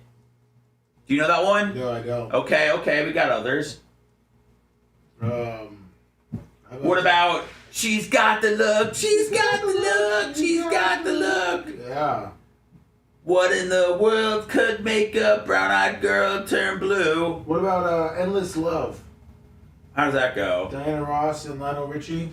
Oh, yeah. How about Say, Say, Say? Paul McCartney and Michael Jackson? I mean, I like the Michael Jackson Beat It and, The Boy Is Mine? What is that? The Boy Is Mine with, who's that, Brandy? Brandy and Monica? Oh, I don't know that song. Yeah, that's from like 98. No, man. I know Bugaboo. Oh, okay. Bugaboo from Destiny's Child. Let's see, My Boo? Oh, Usher and Alicia Keys? Oh, wait, which one? My Boo, all I need is you.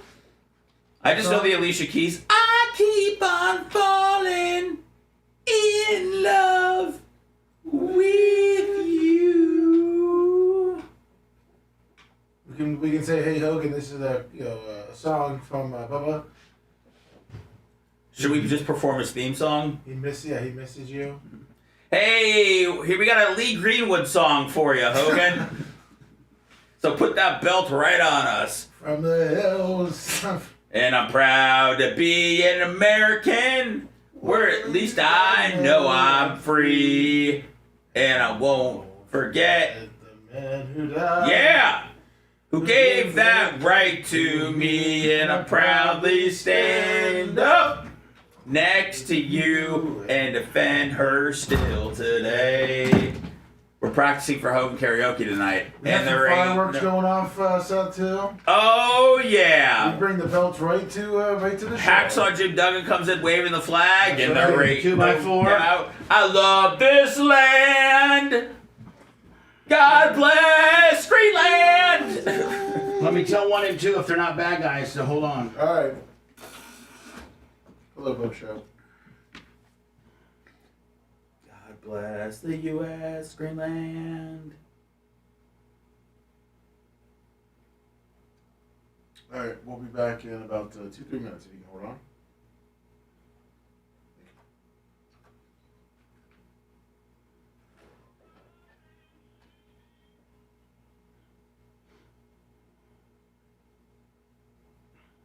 Hello? Yes, sir. Bubba Show. You were singing that.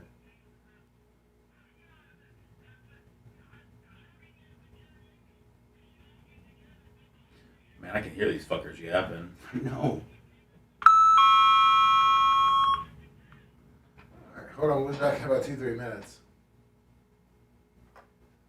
The guy was a loud talker. Oh, shit. Does he want some of this dick or what? Who wants that set, Dick? Oh, it's ready, baby. Now that we're out of the cold, it's almost out of hibernation. Almost. Not quite. Not quite. We'll get there. I just need some positive affirmation. Can we come talk to it? Please. The new bunk bed gets here Wednesday, Lummy. Okay. We'll tell it we won't be stumped on step one. Just, I'll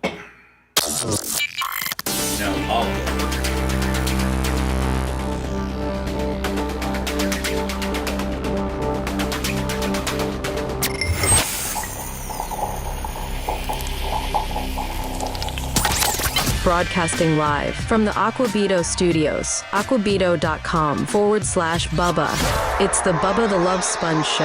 813-90-BUBBA. If you'd like to call in. Seems like there's a few people trying to call in. We'll take them. If I think that you're a troll, I'll get rid of you immediately. So don't come across troll-like. Hello, who's this? Hey, Bubba, it's Sean from Iowa. Who? Sean from Iowa. All right, Sean from Iowa. It all kind of ran together there a little bit there, my friend. But anyway, Sean from Iowa, how are you, bud? I'm doing well. Hey, just wanted to call in, reading a little bit of dirt sheets. I think it's kind of convenient that it was Nick's wedding because apparently since Jesse gets as many spots on Saturday Night main events as he wants, Hogan and Jesse apparently have a little heat for that. So Hogan was all like, Jesse's going to be around? I don't think I'm going to be doing this. Well, hold on now. So on the dirt sheets, they're saying that Jesse has signed up for, to commentary or to be part of the Saturday night gimmick? Yeah, apparently that was the deal, is that he gets to have or be on as many or all of them as he wants. I'm going to be honest with you. I wouldn't think that Jesse the Body Ventura is that big of a draw that he would be able to cut that kind of deal with the new WWE. In my opinion, Seth, you know far more about it than I do. I don't know. I just know that he does color commentating, so he's part of the whole show. I don't know what the issues are between him and Hogan. Oh, him and Hogan got major heat, Lummy, and if we need to go to our archives and maybe make up some, because now that this is, we had the shorts, so we'd have to bring them back. Well, I'm just saying. It's really weird to see a couple of 70-year-old guys beefing, though. So but I don't know. Hogan, listen, Hogan. Jesse claims Hogan stooged out the boys when Jesse was trying to form a union in the back. Hogan's the one that stooged it out to Vince, and Jesse got mad as hell with him. But Hogan used to come on our show all the time and talk about how Jesse was a swinger, and him and his wife used to go to Plato's Closet or something like that in New York. Yeah, Plato's, and all that kind of deal. And so, we probably need to bring that back and repurpose it, or at least we could use the same numbers that they got, but repost it. Got it. Tell Cantrell and Rhett to know that the dirt sheets and other people in the know are saying that Hogan and Jesse are squealing again at each other. I had brought it up last time. They had Jesse Ventura on commentary. I don't know if they went out of their way, but they conveniently didn't show any Hogan clips all night long. That was at the last Saturday night's main event. Yeah, well, Jesse... And they were showing clips from the 80s and archive footage all night, but no Hogan footage at all. I can see... Listen, Jesse hates him so much. Yeah, Jesse hates him so much that I could see Jesse making that as part of his deal if they want him. I could see that. They hate each other so much. I got a great clip. I got a great clip on Bubba Army that got 88,000 views. Once we've done a clip, can you bring a clip back? Can you post it back?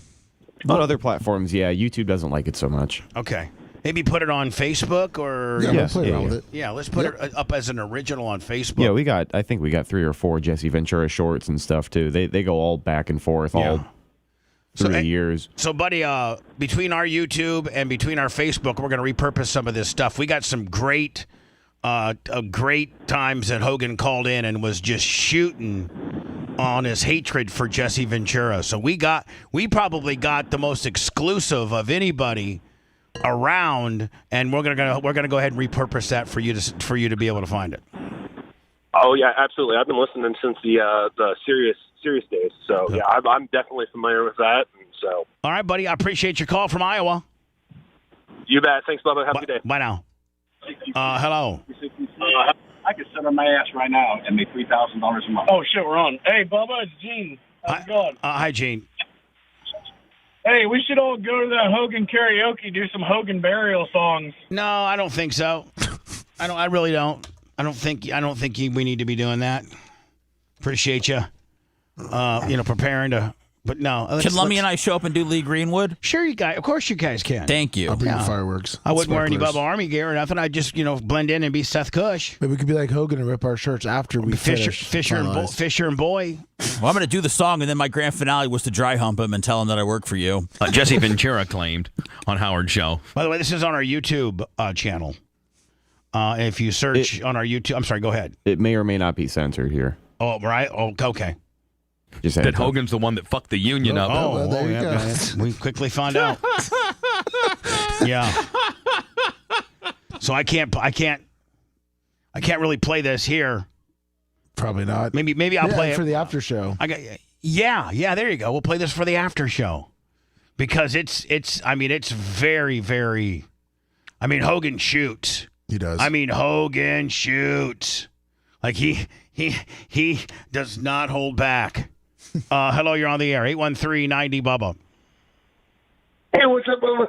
It's Brandon the Quad. Hi, Brandon the Quad. Just know that you were very well missed for of course, Barb, and hopefully your mom and your dad or whoever is in charge of getting, or the government is in charge of getting that new lift, for your car, because I know you won't miss next year, of course. No, I guarantee I won't. But as far as the Jesse Ventura thing, Pat McAfee, he wore a swinger shirt on Saturday night's main event on Saturday, and Pat McAfee brought it up. Pat McAfee brought what up? That Jesse was wearing a swinger reference on his T-shirt. Jesse was wearing a swinging reference on his shirt. That's what you're saying?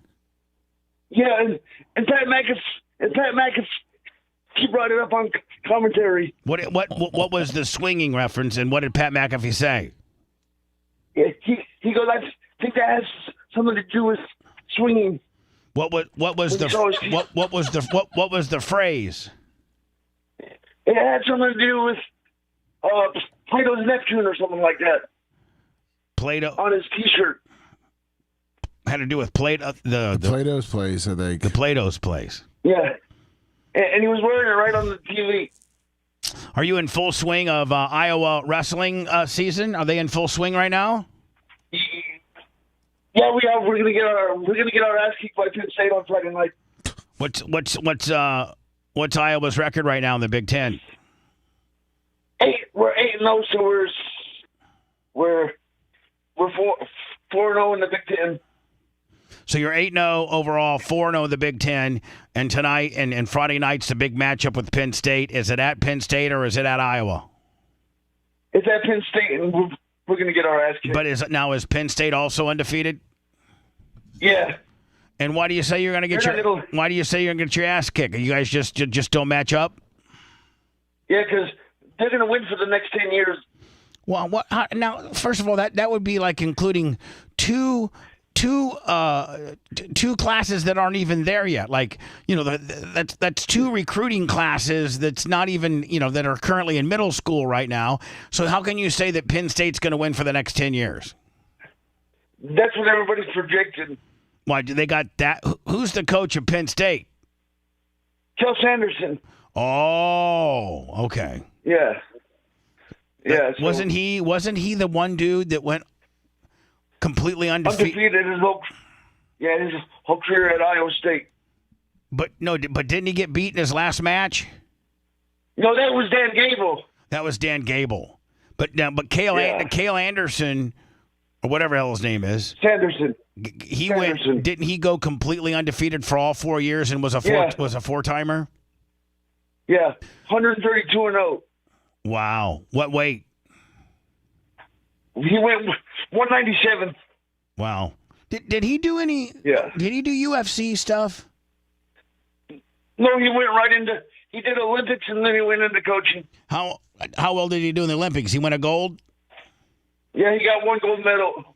One gold medal. So Kurt Angle, having won a gold medal for the USA, I don't know how many times did Kurt? How many NCAAs did Kurt win? He won one when he was a senior with a broken neck. So he only won one, but again, not a lot of I mean, you're in rare company if you go on to win a gold at the Olympic Games, right? That's right.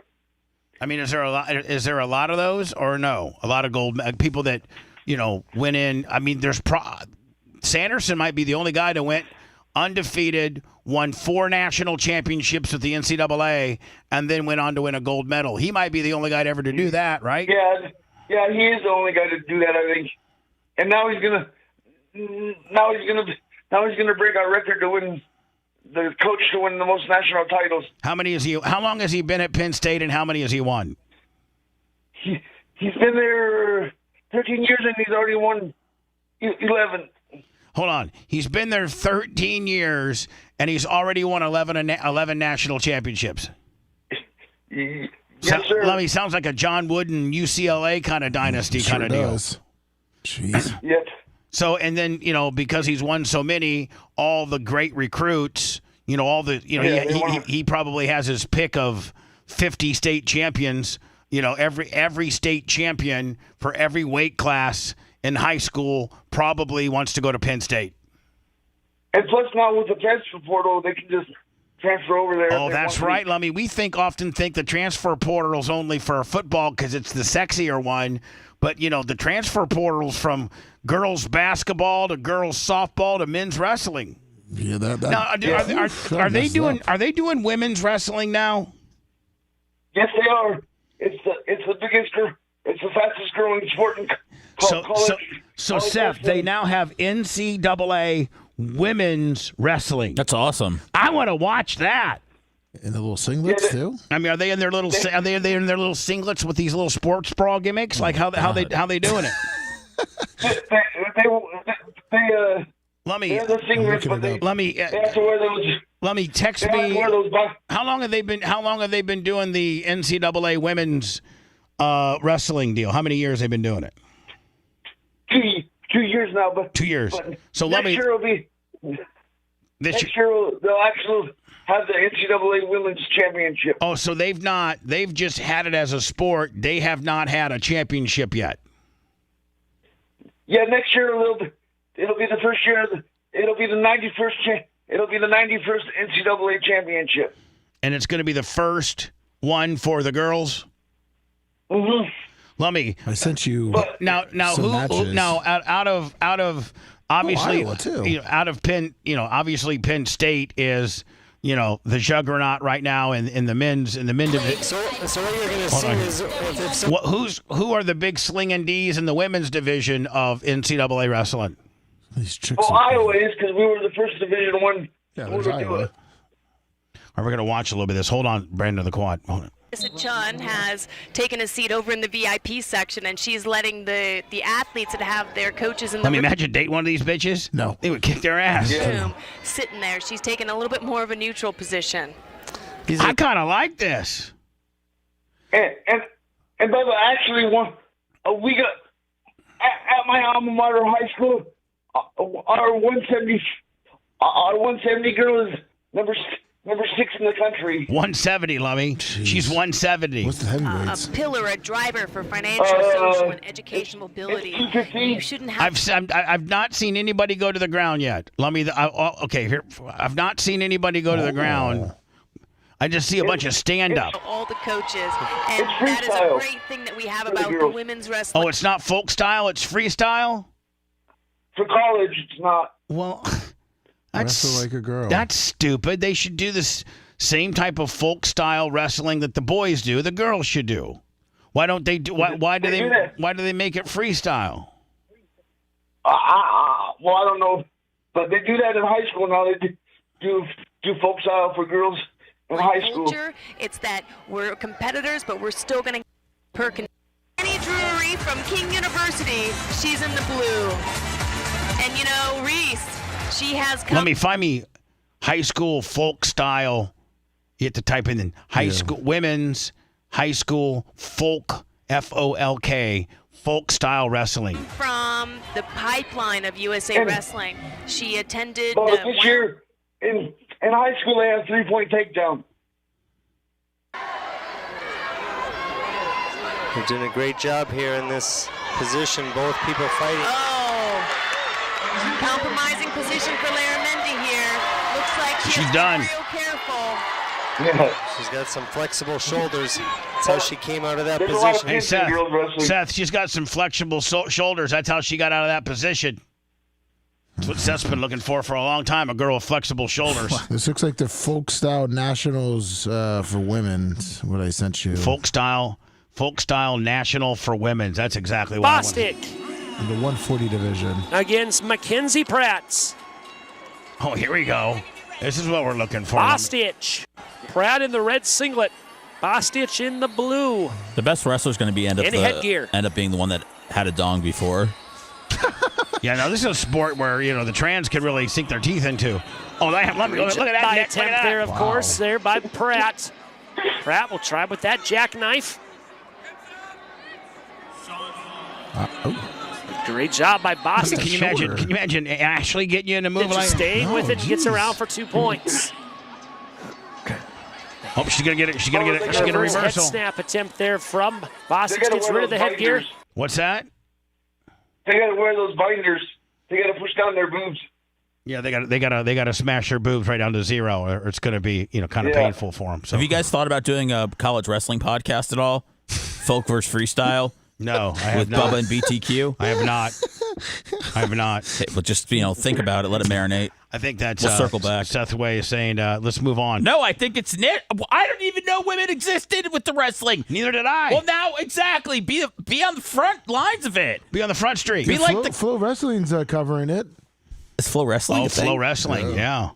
All right, BTQ. Yeah, anything else you got for me, my friend? No, sir. Thank you so much. Love you guys. I love you too, buddy. Appreciate you. And we'll see you next year. Get that van fixed. And Merch Crick will be sending out your ring to you. Hello. Hello. Yes. This is Bubba. This is Melanie. Hi, Melanie.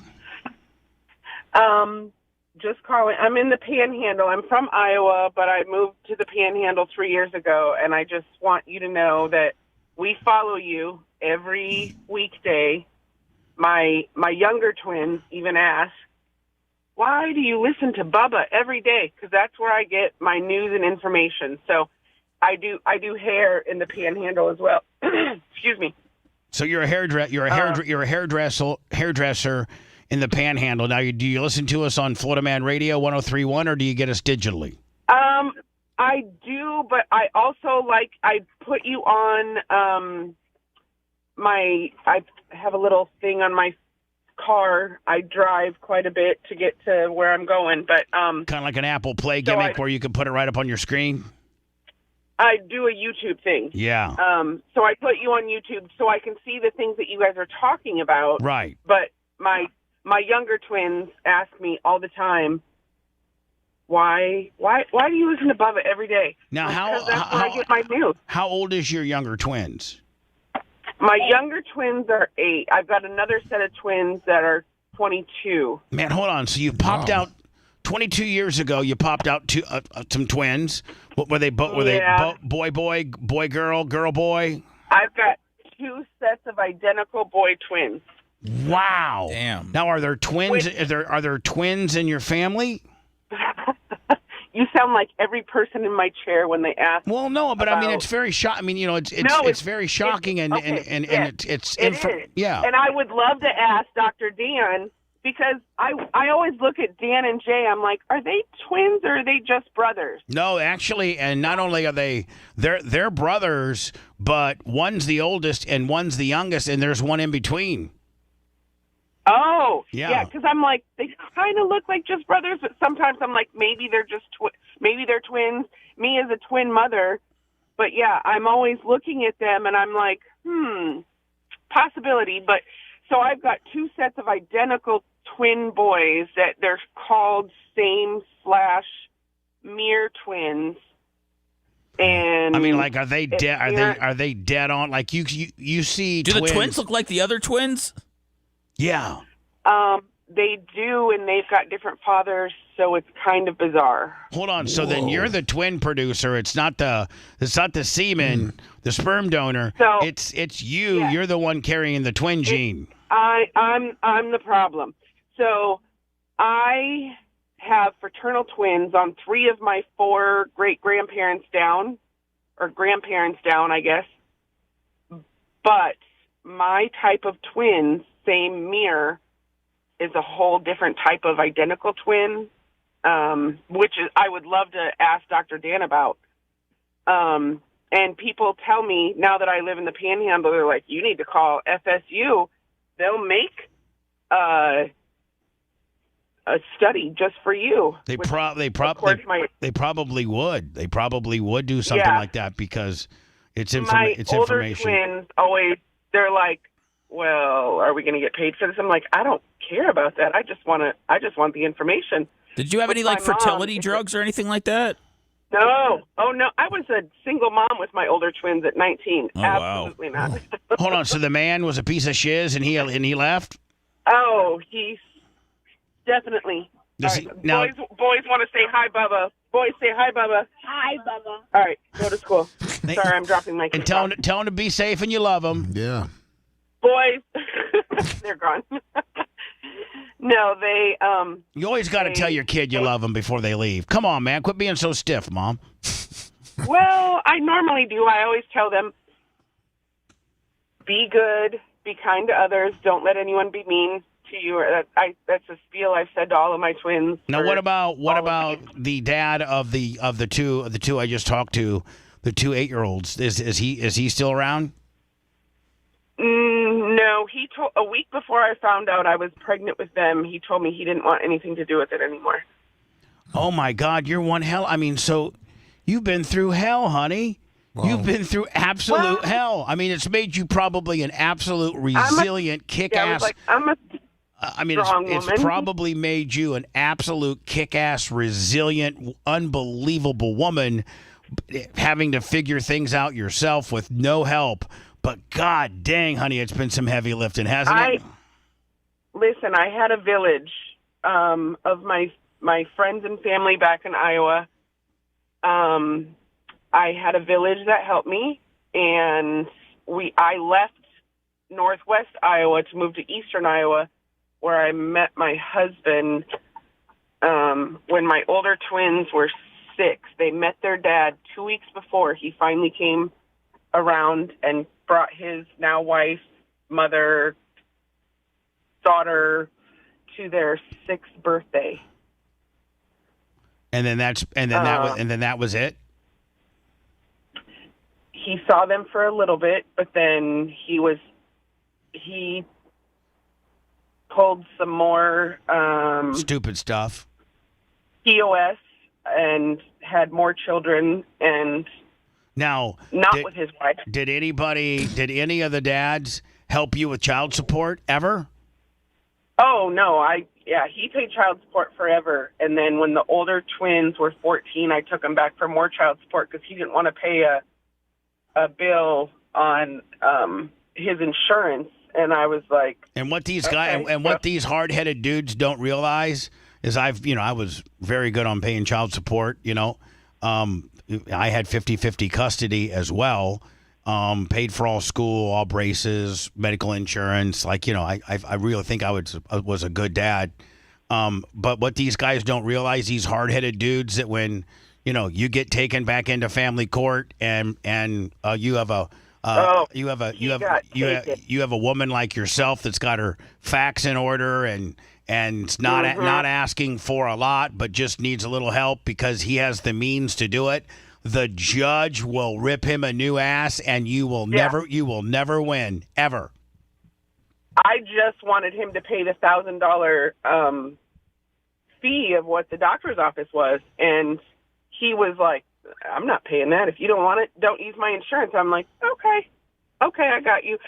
So I took him back and went from $395 a month to $1,200 a month. There you go. And he begged me. F around and find out. Exactly. I was like, all right, you don't give a shiz, I don't give a shiz. So now, what about the 8-year-olds? Yep. What about the 8-year-olds' dad? Is he helping? I met my husband 2 weeks after the older boys met their dad. I met my now husband that raised my older twins, and then 14 years later, we dated we were together for 6 years before we got married.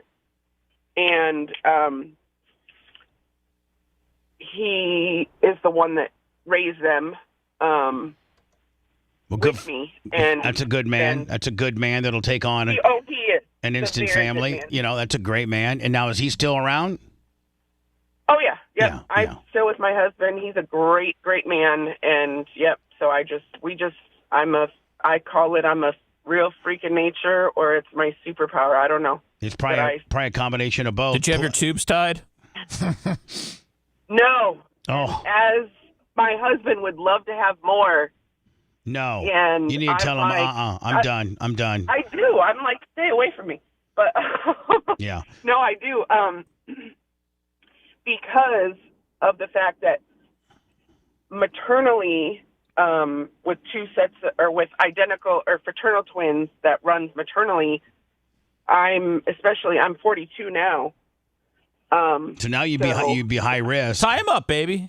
Oh, I mean, you should. Yeah. I mean, I don't think it's that big a procedure for him to either get a vasectomy or you to tie your tubes. He says that's taking away his manhood, but Well, tell me, I'm him like, that's that Bubba the Love Sponge got a vasectomy at 36, and it was the best thing I ever did. I will definitely let him know. Now you don't got to worry about nothing. But more importantly, it's so refreshing to get a woman like yourself that's, a pretty kick-ass mom and a big fan and you're a big fan of the show, and we really certainly appreciate that. Every morning I listen to you. So, and I tell people in my chair, I'm like, I get all my news from Florida Man Radio, Bubba the Love Sponge. Now, do people Watch you tell that too. Now, when you're in the chair and you mention me, I'm somewhat polarizing with somewhat of a bad reputation. Do some people say, "Oh man, he's a real piece of shiz"?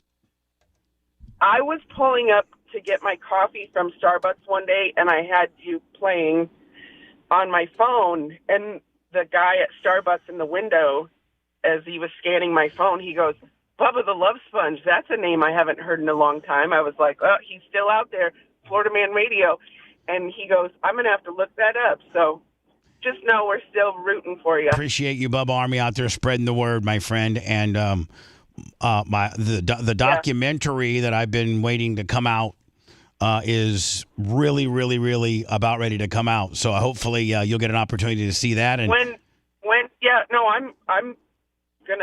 I was waiting for you to tell us when it's gonna come out. And I hate to say it, Lummy, because I'll get screwed so bad by the trolls, but soon. I mean, and it's for real soon now. It's done. People have seen it. Why don't we invite her and little Rugrats down here for a screening, Bubba? Oh my gosh, me and all my twins. Yeah. Hey, so what's your first name? My name is Melanie. Melanie from the Panhandle. It was so nice. So nice talking to you, and it's so. My kids were so excited that I got on the call. They were getting out as I was on the call, but they were like, because they always tell me, they're like, call Bubba.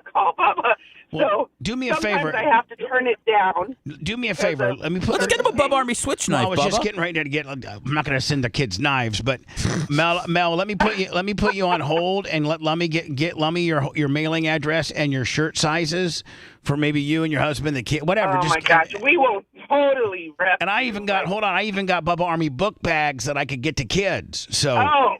They will rep that all day, Bubba. So let me put you on hold. More importantly, man, thank you for being Florida Man Radio. Don't forget we have Shannon Burke in the afternoon. And we got great. Oh, no, we love Shannon Burke. What happened to Don? Like, where do we find him now? Well, Don, he's doing a show with Anna. We don't know where Don's at, but we think Don might be back. Someday when we can get some more money. Times are tough right now. Yeah, I love all three of you. I love listening to. Well, they pay Shannon Bubba, so damn much. Don, Shannon. I still listen to Shannon. They pay Shannon so much. There's not much left for any of us. But anyway. Oh no. But I love Shannon to death, and I'm glad you listened to him. Mel, let me put you on hold so Lummy can get your mailing address and shirt sizes, and I'll get the merch crick to get some stuff out to you today. Okay. Amazing. Love it. Thank you, Mel. I'll rep you. Hold on 1 second, okay? Man, Seth, isn't that just a regular mom? It could be like Phoebe, just a regular mom listening to the show. Yeah, no, there's that's definitely your average mom. Yeah, not. She's probably crazy. Love her. No, she's cool. Anybody that gets their news strictly from this show is already jaded. That's upper crust. Want to listen to the show on demand and on the go? Enlist today at BubbaArmyHQ.com. Sign up and start listening. The Bubba the Love Sponge Show will be back after this.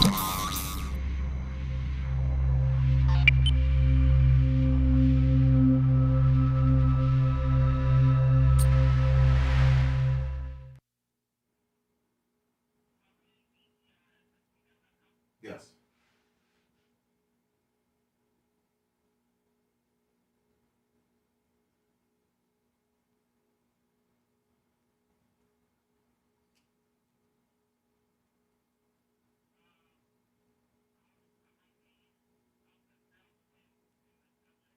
Okay, perfect.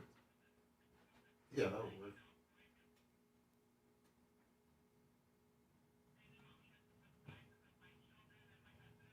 Yeah. That'd be perfect. Okay, great. All right. Thank you. Thank you. This is that, Birch Creek? yeah. Will do. Thank you, buddy.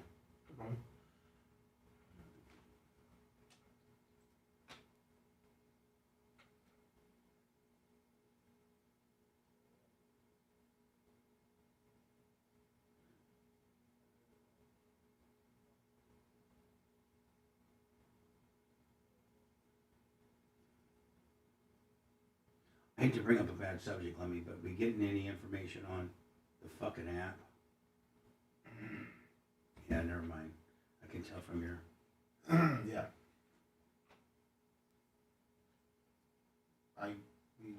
Macho and I get told the same thing. It's on now. All right, Lemmy, it's not cold anymore outside. No? Mm-hmm. Okay, good.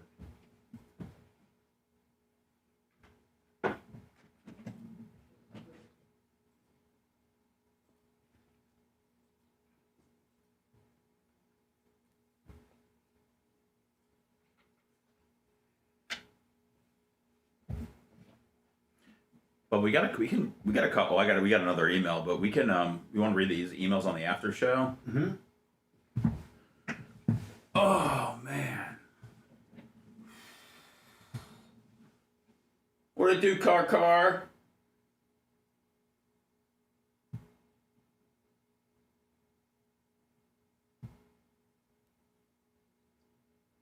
What up, Kostika, sir? Hey, Johnny K.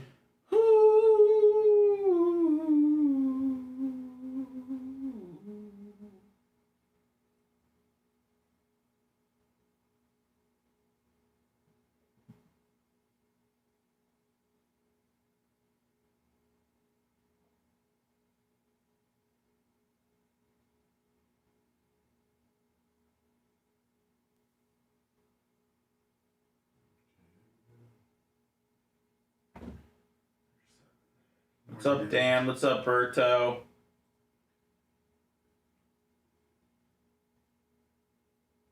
Is it Christina or just Tina? Is Tina just a standalone name? Tina? Yeah, or is it short for something? Good question. I always thought she was just Tina. Bubba Army Mom. Well, no, it could be just Tina. I'm just saying. I don't know. I'm asking things here. What up, DMS? Christina. What did I say? Christina. Oh, I did say that? Okay. Yeah. What's up, Thomas?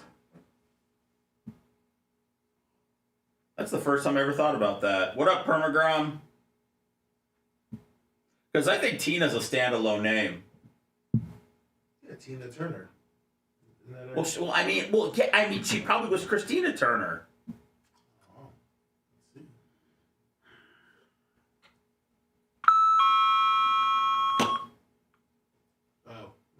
She was born Anna May. Oh, that's a fraud. That's a fucking fraud. So, never mind then.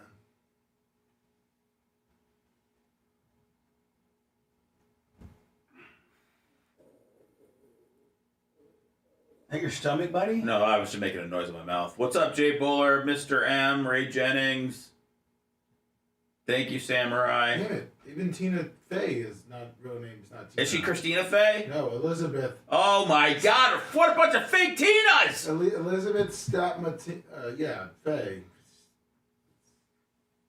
Bob's Burgers. Shout out to fucking JC.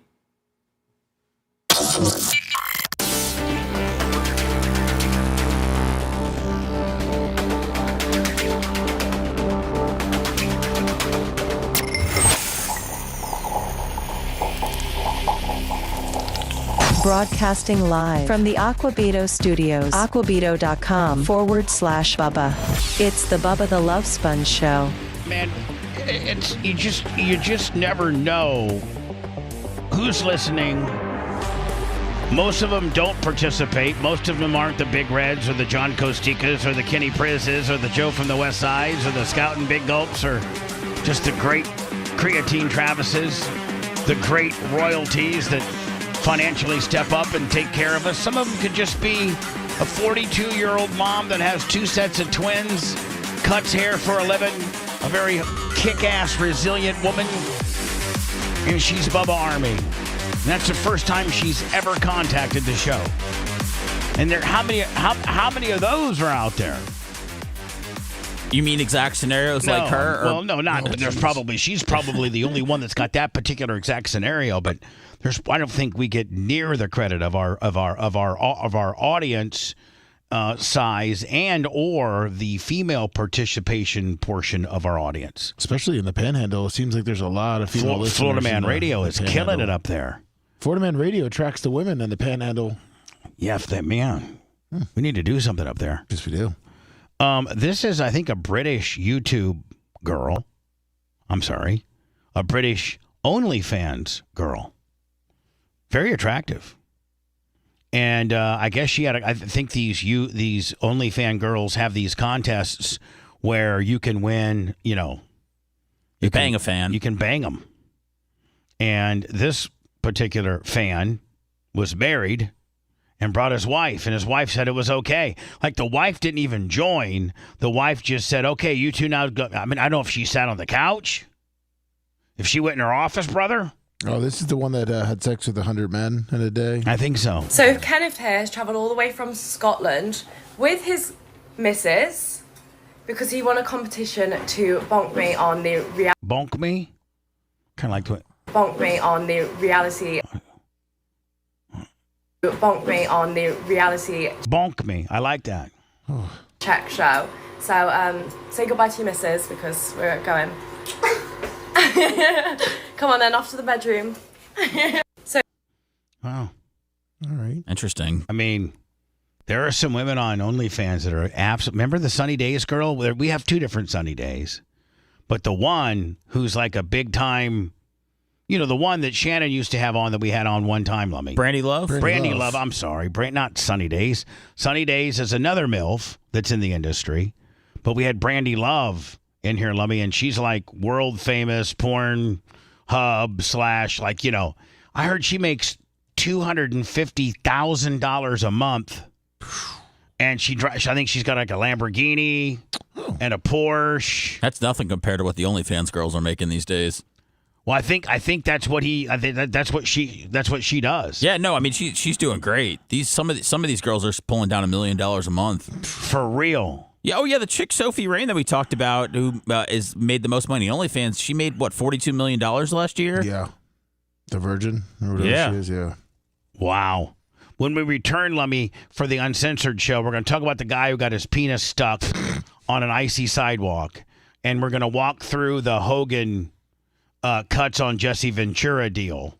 Perfect. And then and I think a few other things. We got some emails. Some guy thinks that my track sucks. And then another guy wants you to stop talking about racing. And another guy wants me to stop talking about racing. I can't win. I literally can't win. I know. That's why it's going to be great content.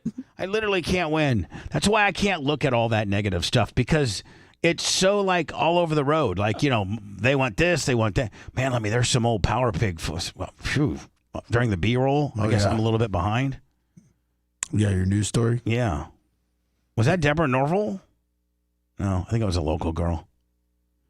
I think it was was CBS, I think it was, or something. Oh, boy, I was laying by. I mean, I feel fat right now, but man, I was fat as hell back then. So some guy gets his wiener stuck on the I guess he was in Canada or something, and he was trying to fight somebody, and they both went outside the bar, and somehow his pants fell down. Come on. And his wiener stuck. His wiener actually stuck to the pavement. Who finds this stuff? Lummy does. Lummy, you, everybody does. Yeah, I thought it'd be a good story. A Canadian, a Canadian getting his penis stuck while fighting.